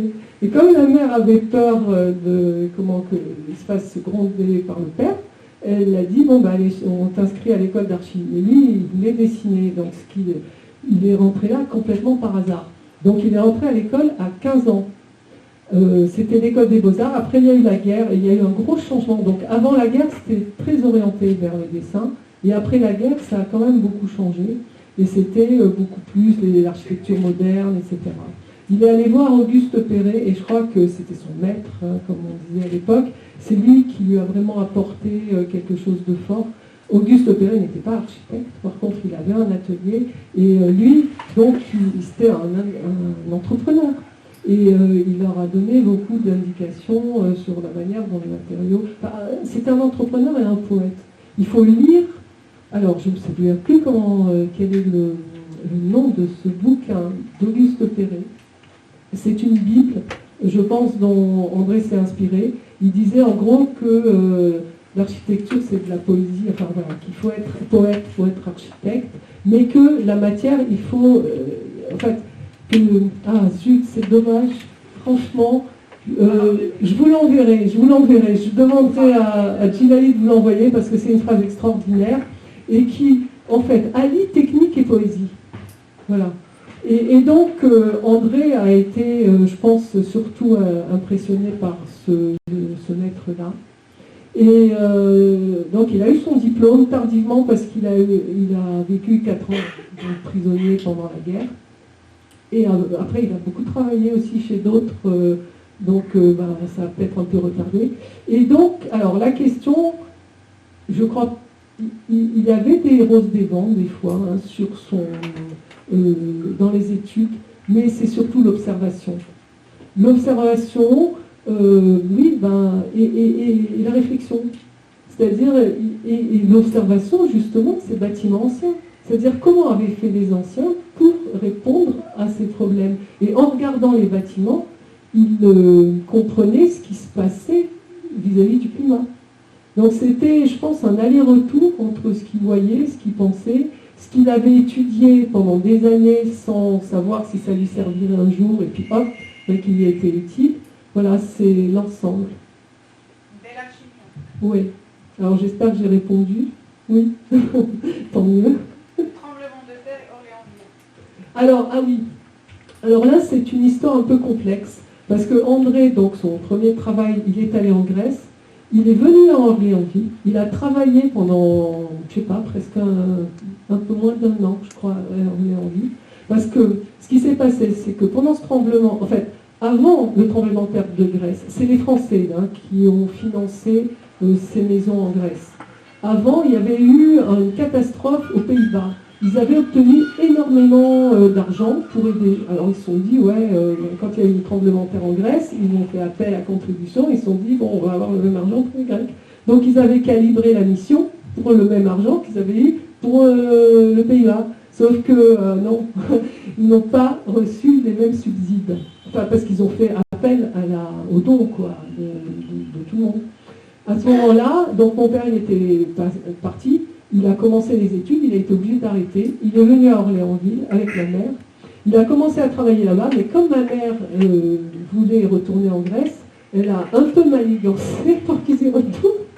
Donc au final, André a refusé des projets qui lui avaient été proposés à Orléansville. Et là, moi, bon, je me dis, il aurait certainement fait des trucs super, mais bon, voilà, il a refusé pour aller en Grèce par amour pour sa femme.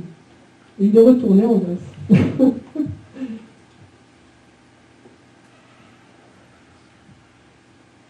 Est-ce qu'il y aurait d'autres questions? Bonjour.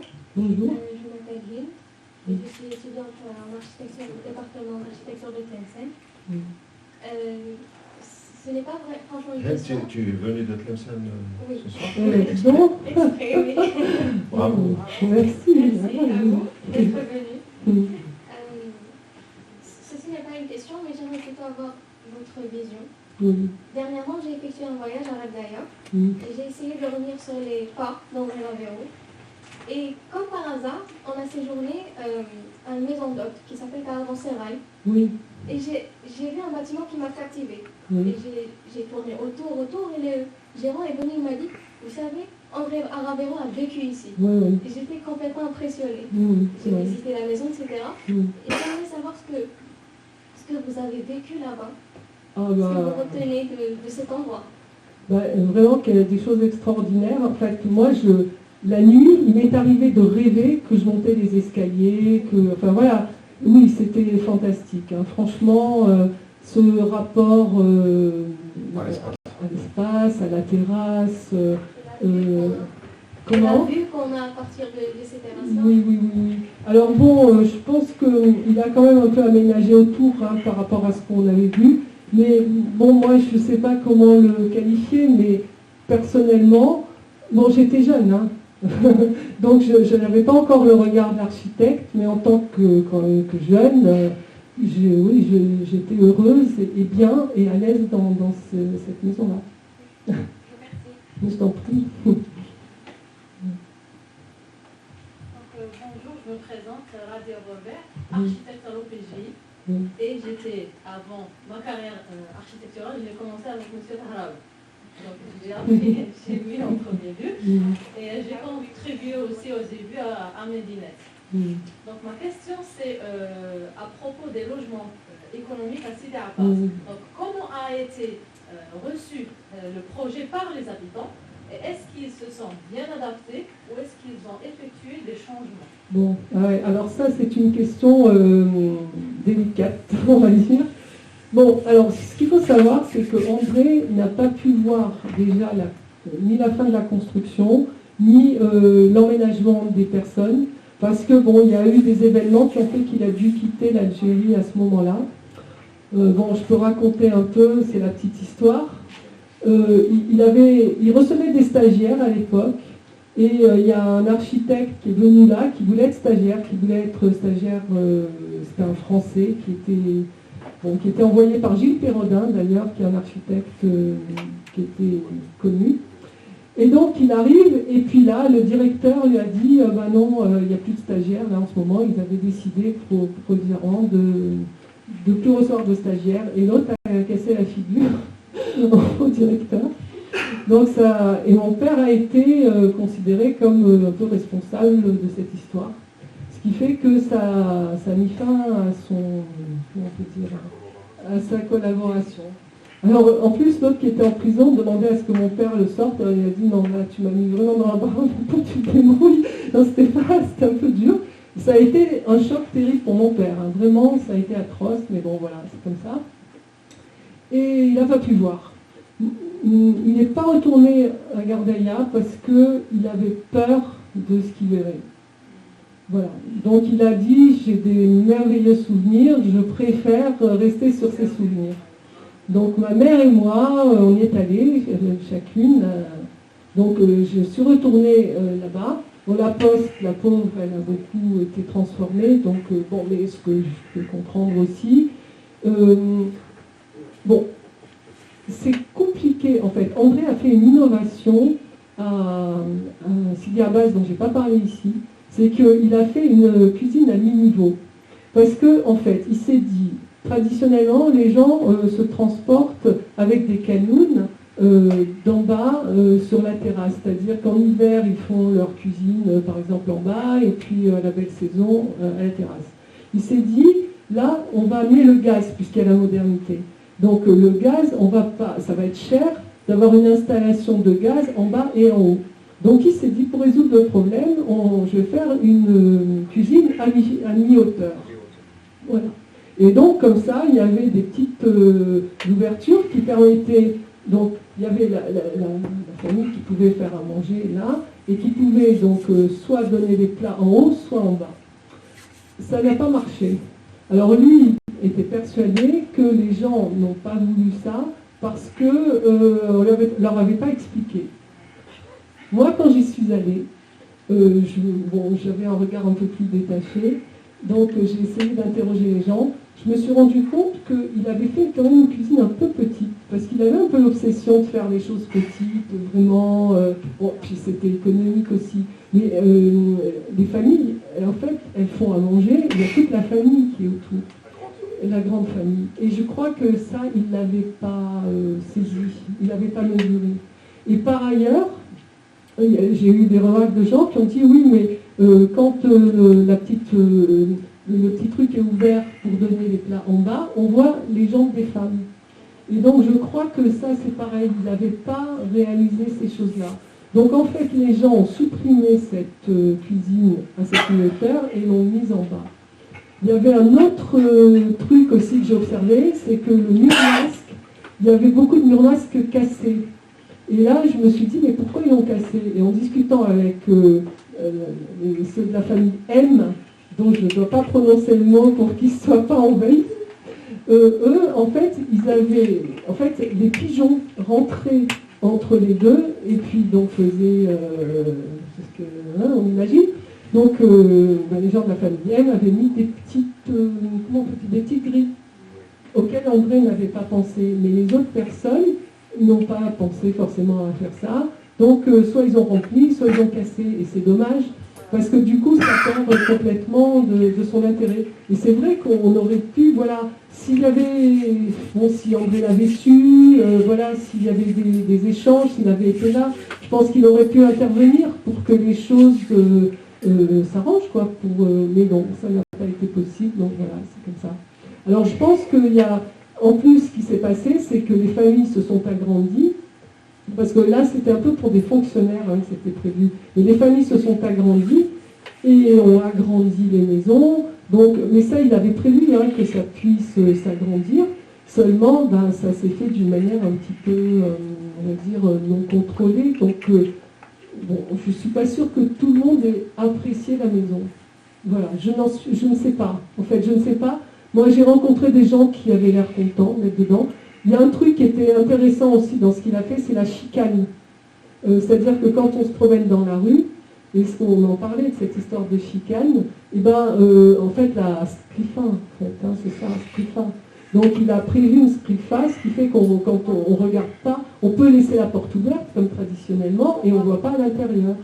Alors que certains architectes, que je ne montrerai pas, et qui parfois imitent l'architecture justement traditionnelle, le font des fois sans mettre la scrifa, et du coup, c'est joli comme ça, mais il n'y a pas le côté, le sens, voilà, on va dire, pratique et agréable de l'organisation de l'espace. Est-ce que j'ai bien répondu à la question? Ça va? Oui.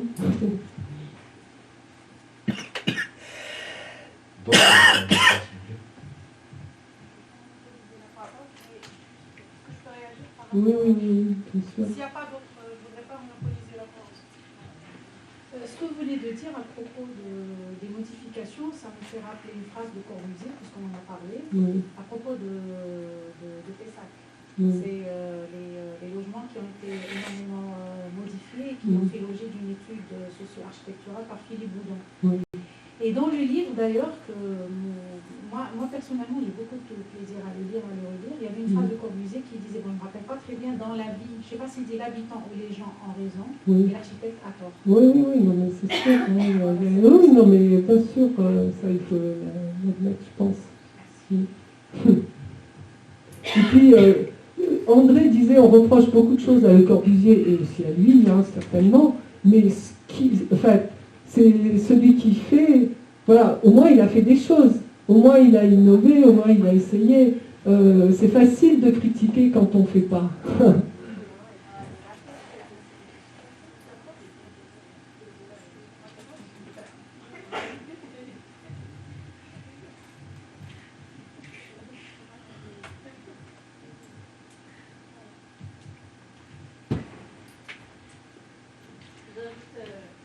Non, Oui. t'as pas le droit. Ça va être que nous deux. Non, tu C'est n'as pas pas le droit. Bon, mais des fois aussi, ce n'est pas seulement la faute à l'architecte, parce qu'il essaie de proposer des solutions, surtout dans le cas d'André Ravero, qui sont adaptées au climat saharien, mais parfois les habitants, ils ont cette fausse conception de la modernité. Oui. Ils veulent chercher par exemple les baies vitrées ou bien les climatiseurs, comme si c'était moderne, c'était fait pour être à la mode, alors que pas du tout. Ils vont se retrouver avec des frais supplémentaires, donc des charges d'électricité, etc., et un confort intérieur. Tout à fait, je suis d'accord. D'ailleurs, quand j'étais allée à Garbaya, on m'avait raconté que donc, bon ça je le savais, traditionnellement il y a des caves enterrées dans lesquelles les gens vont pour justement se protéger de la chaleur, enfin vivre correctement quand il fait très chaud. Et puis justement, comme à une époque, comment on peut dire, l'énergie n'était pas chère, ben, tout le monde s'est dit, ben non, il n'y a plus besoin de faire des caves, on va mettre des climatiseurs. Et puis à un moment donné, ben, le prix de l'énergie a énormément augmenté et ils se sont rendus compte que finalement ça restait vraiment pas mal dans les caves. Donc voilà. On revient à l'essentiel. Oui.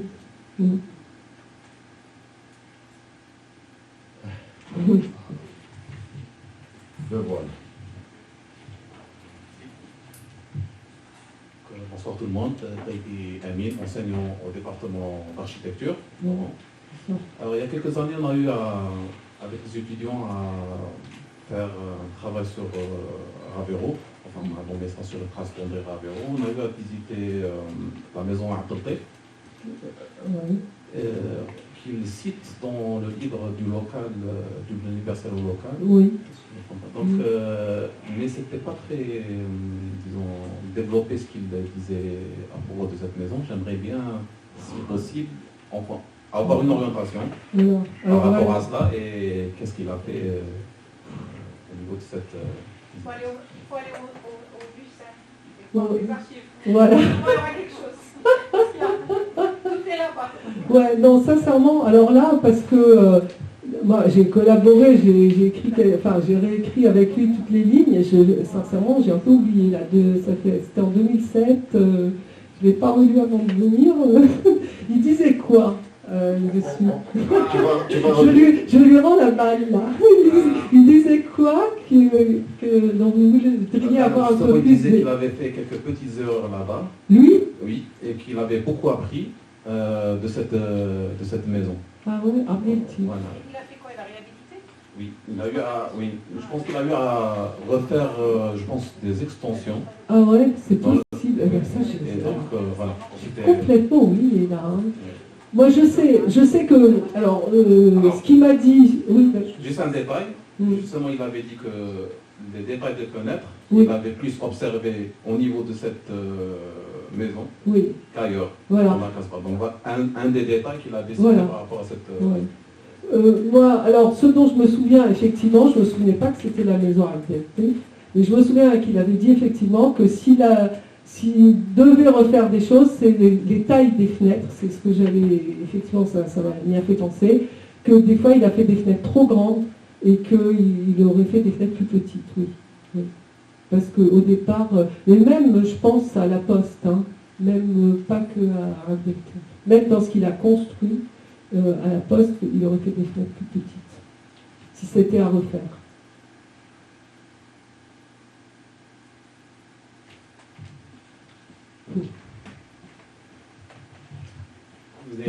Présentez-vous, s'il vous plaît. déjà fait. C'est déjà fait. Vous avez parlé donc je trouve ça très intéressant, de la hauteur des fenêtres par rapport à la hauteur des assises, etc. Est-ce qu'à un moment de sa vie, il s'est intéressé au mobilier? Est-ce qu'il a laissé des choses est-ce qu'il a dessiné du mobilier? Non, non. Il n'a pas dessiné du mobilier, mais bien sûr qu'il s'est intéressé au mobilier, puisque... il a relevé, il a fait des... Oui, il a fait des dessins. Oui, alors certainement, il en a dessiné, oui. Mais par exemple, il a construit une maison en Grèce, une petite maison pour la famille. Et cette maison-là, donc, il l'a dessinée pour qu'il n'y ait quasiment pas de mobilier, justement, pour qu'il y ait des tables basses, etc. Donc, il prenait le mobilier minimal, c'est-à-dire le matelas au sol, la maïda et aussi, de préférence, comment on appelle ça, des niches dans lesquelles on peut mettre les vêtements, c'est-à-dire vraiment un minimum de meubles. Et si je rebondis sur Sidi Abbas, j'ai vu des gens qui avaient eu des armoires mais monstrueuses, et effectivement, ça ne va pas du tout avec... Enfin, il n'avait pas conçu pour ce type de mobilier, ça c'est sûr. Ça va, j'ai répondu? Je me permettrai de poser une question aussi. Ben oui, vas-y. Je ne sais pas, ça concerne un peu la vie familiale. Oui. Comment André vivait, comment il passait ses journées par rapport à ses postures? Est-ce que lui utilisait des chaises? Est-ce qu'il s'asseyait par terre, par exemple, pour écrire, pour travailler? Comment il faisait pour dessiner? Bon, il dessinait sur la table du dessin, mais...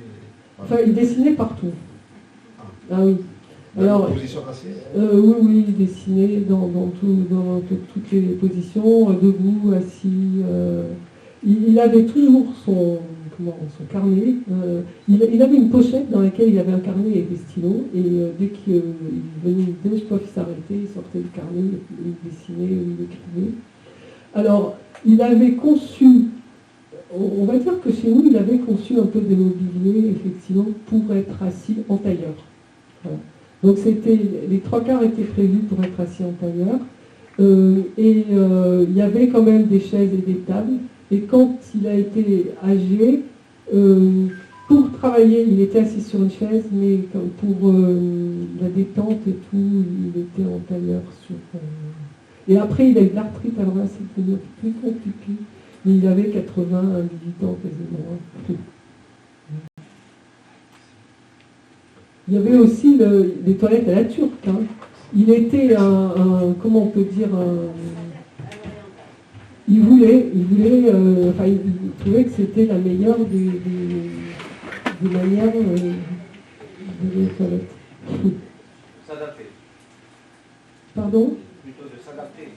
Oui, mais après, il y a un bouquin là, tu te souviens, on en a parlé de ce livre d'une Allemande, je ne sais plus, c'était des confidences de l'intestin ou un truc comme ça, et qui montre que physiologiquement, c'est quand même le plus adapté d'utiliser ça.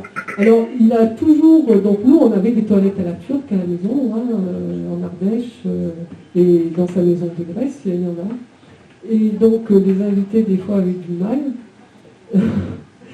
Et puis, mais quand il a été très très vieux, vraiment quasiment à la fin de sa vie, c'était devenu compliqué pour lui. Mais bon. Là, je lui ai dit, tu vois, t'es puni parce que les autres, tu voulais les forcer maintenant. C'est vrai, c'est un livre écrit par un jeune médecin allemand qui a fait des recherches donc, sur, notamment, elle, son intérêt, c'était l'estomac, c'est une spécialiste en gastrologie, pardon. Et entérologie. Pardon, vous avez oublié qu'il y avait un médecin à côté. Oui. Donc elle a fait des recherches, c'est un livre, je ne sais pas si vous l'avez lu, mais qui est très intéressant, j'ai oublié l'auteur, désolé, mais à un certain moment, ça a été un best-seller début des années 20.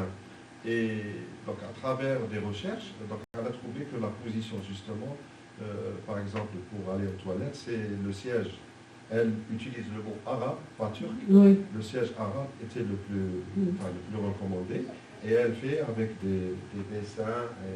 Donc, c'est en fait un livre qu'elle a écrit, mais illustré par sa sœur. Oui, sa sœur qui est dessinée. Voilà. pas mal, ouais. Désolé, j'ai oublié le nom, Moi mais aussi. par contre, j'ai gardé le titre du livre. C'est Les secrets d'un organe mal aimé. Ah, Parler de d'accord. l'intestin. Mm. Voilà. Donc, sur Internet, rapidement, on peut trouver. Mm. Juste une petite question, parce que je Oui. d'où vient son penchant pour l'oriental? Son père et sa mère, ils sont de quelle origine? Ah, pardon, c'est pas l'orientalisme.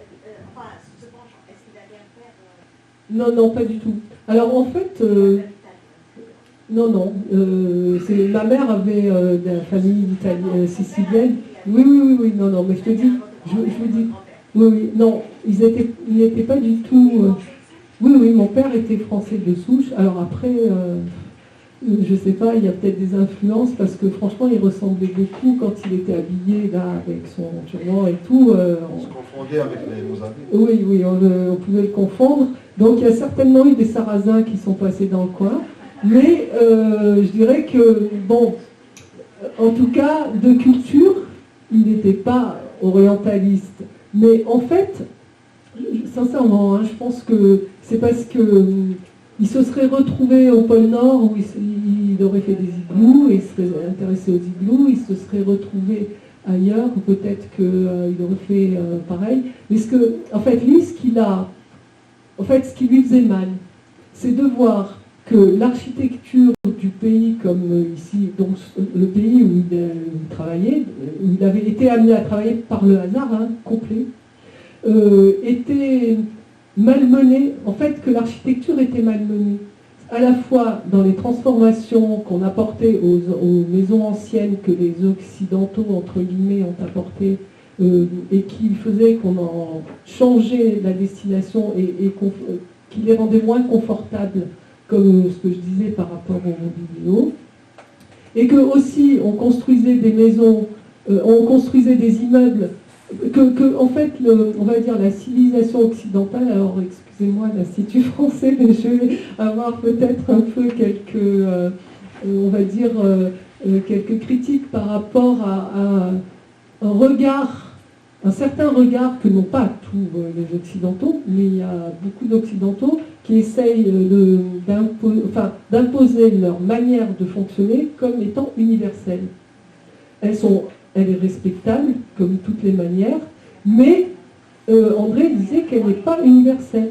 C'est-à-dire que si on essaye de construire ici, en Algérie, comme à Paris, il y a un problème. Si on construit des grandes baies vitrées qu'on est obligé de climatiser, il y a un problème. Et ça le faisait souffrir. Voilà. Et donc... oui. Donc, c'est pas... je crois pas qu'il était orientaliste, en fait. Il trouvait que le climat d'ici était un climat exceptionnellement bénéfique et clément, que l'architecture traditionnelle avait exceptionnellement, intelligemment, enfin, peut-être pas forcément exceptionnellement, d'ailleurs, avait très intelligemment tiré parti de ce climat, avec sa culture, voilà, que tout ça, ça faisait un tout harmonieux, et que lui, en tant qu'architecte, voyait que toute cette beauté et cette intelligence était malmenée, était en souffrance, en quelque sorte. Et voilà, donc il voulait, lui, il a essayé dans sa pratique de faire autrement. Il a essayé de le faire, et il a essayé d'expliquer pourquoi il le faisait aussi. Bonsoir, j'aimerais vous remercier pour cette conférence. Alors, je veux pas Je suis un peu loin. Là-haut. Voilà. D'accord, merci. Bon, je me présente, je suis Walid, étudiant en architecture au département de Telsa. Oui. Oui, on se connaît. Ah, ils sont venus. On aimerait vous revoir aussi. Merci, merci. Bon, j'aurais une Ça question nous par fait rapport. vraiment plaisir. Et aussi à nos amis de l'Institut français. Ah, on va prendre vos photos après, D'accord. pour l'histoire. Ce que j'ai remarqué beaucoup par rapport à la présentation, c'est que M. Avero faisait beaucoup de croquis de coupe. Oui. Chose que nous, en tant qu'étudiants, peut-être qu'on néglige. Ah oui, alors là, c'est une excellente remarque. Oui. Excellente. Parce que, en fait, André disait qu'il y a des projets, il n'a fait que des coupes. Parce qu'il disait qu'au final, s'il avait fait toutes les bonnes coupes, il n'avait plus besoin de faire une façade. Nous, on fait souvent beaucoup plus les façades que les Oui. coupes. Alors, on Oui. perd un peu cette vie intérieure. Mais oui, On privilégie la beauté extérieure par rapport à ce qu'on vit à l'intérieur, alors qu'on vit à l'intérieur. bien sûr. Mais voilà, ben, vous avez résumé exactement ce qu'André préconisait. Hein. Donc, oui. Et d'ailleurs, André, je trouve qu'il donc, il dessinait plein de personnages. Et en fait, moi, je me suis rendu compte, après, quand j'ai vu tous les dessins qu'il avait fait jeune de personnages sans architecture, je me suis rendu compte qu'en fait, il avait habillé ces personnages d'architecture. C'est un peu ça, quoi. Merci. Mais merci à vous pour vos remarques pertinentes.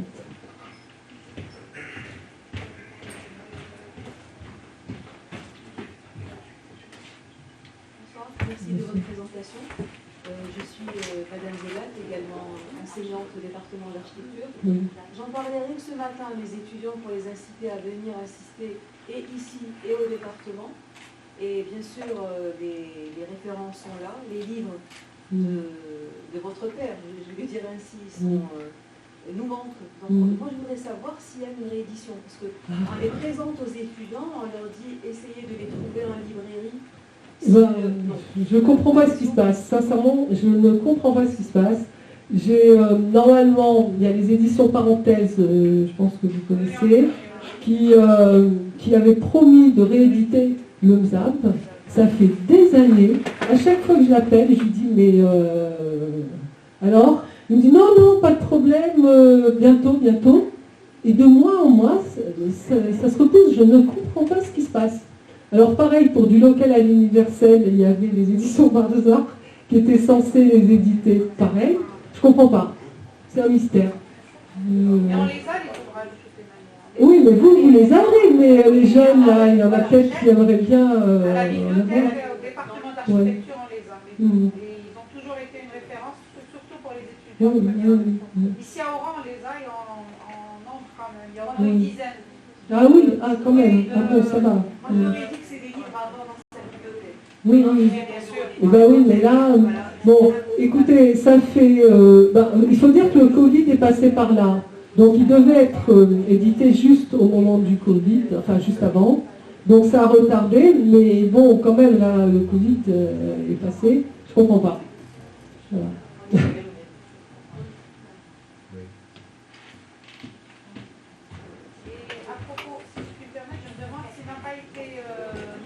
Si, j'ai vu qu'il était disponible sur, par PDF. Le MZAP, hein, pas la Casbah, mais le MZAP. Oui. Alors, c'est Leslie Faiza, étudiante en architecture au département d'architecture d'Oran.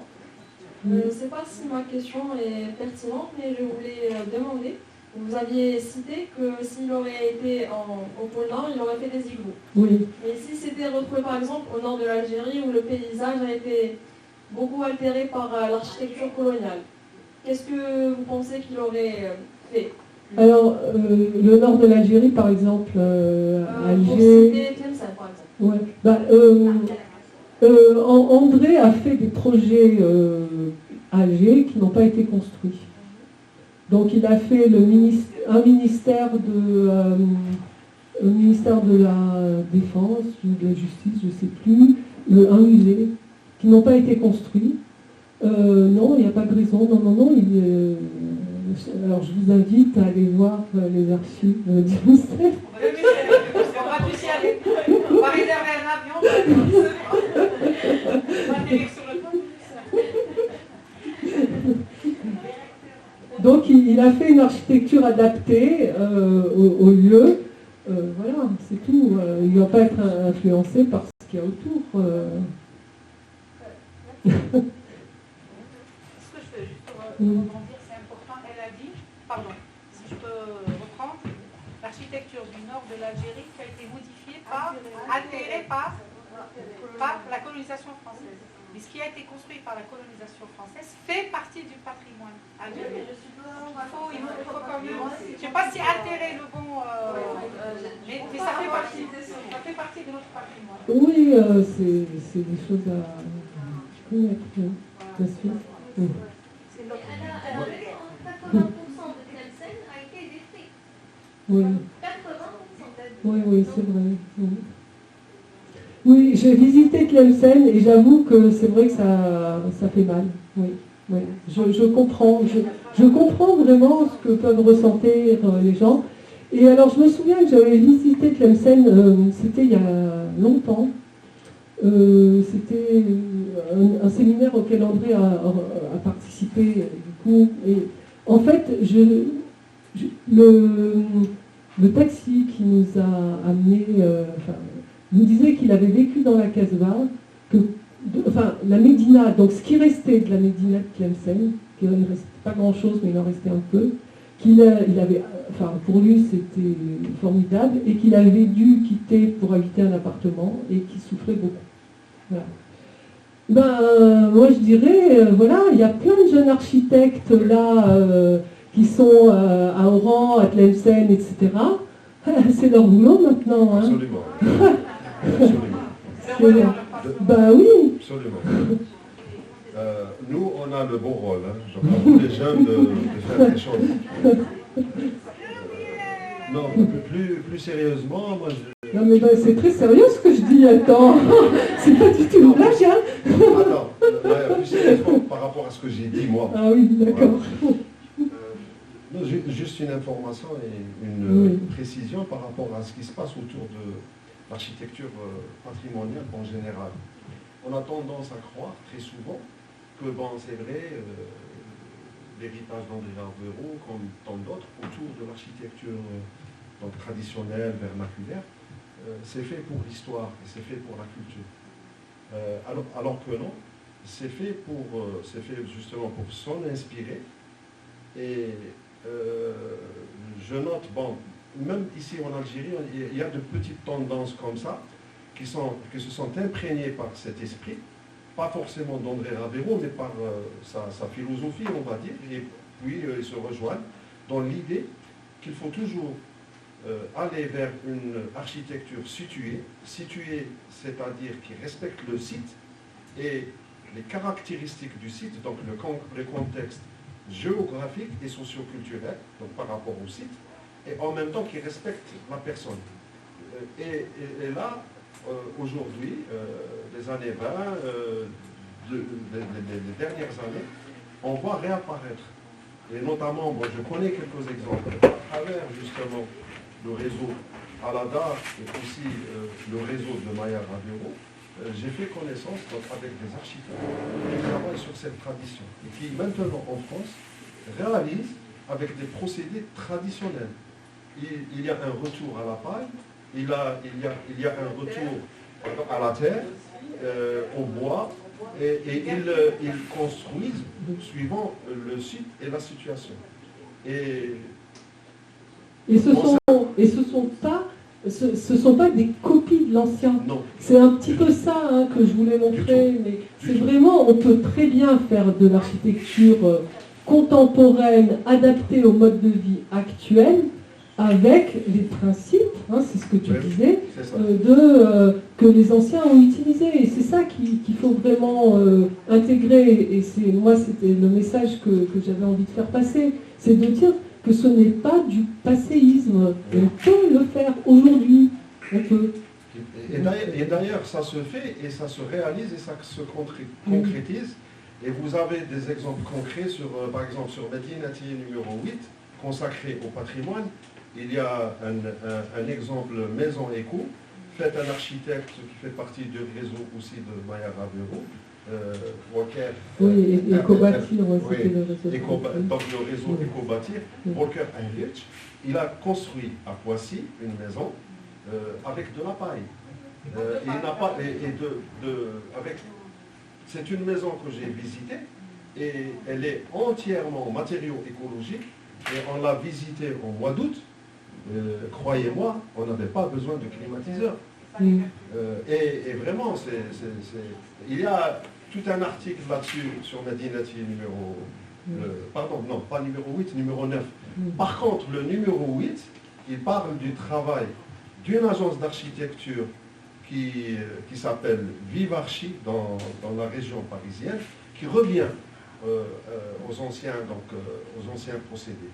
Et ici, chez nous, nous avons aussi quelques petites réalisations. Notre ami et confrère Selarbi, au niveau de la corniche, il a construit une maison en pierre que je vous invite à visiter. Elle n'est pas loin, c'est des matériaux naturels. Mais c'est une inspiration donc, de cette démarche. Voilà. Moi, je voulais... Il faut acheter le numéro 8 ou le numéro 9, Voilà, exactement. Mais de toutes les façons, oui, de toutes les façons, il ne coûte pas cher. À peine le prix d'un sandwich. C'est pas ça le sujet, mais c'est juste pour inviter les jeunes à regarder les autres exemples. Et c'est vrai, c'est sur Madinati numéro 6. Tu as 3 Si je les ai pas, je crois que je les ai. Désolé, on va partir. Oui, c'est ça. Le mot de la fin. Ok, merci. Je ne sais pas si vous voulez dire le mot de la fin. Non, je vous laisse cet honneur. Merci. Merci beaucoup à vous, Maya Ravro. Merci, Djilali, d'avoir facilité cette rencontre. Merci beaucoup à vous toutes et à vous tous. Merci à ceux qui sont venus de loin. On pensait pour, bien sûr, une pensée pour les étudiants de Tlemcen.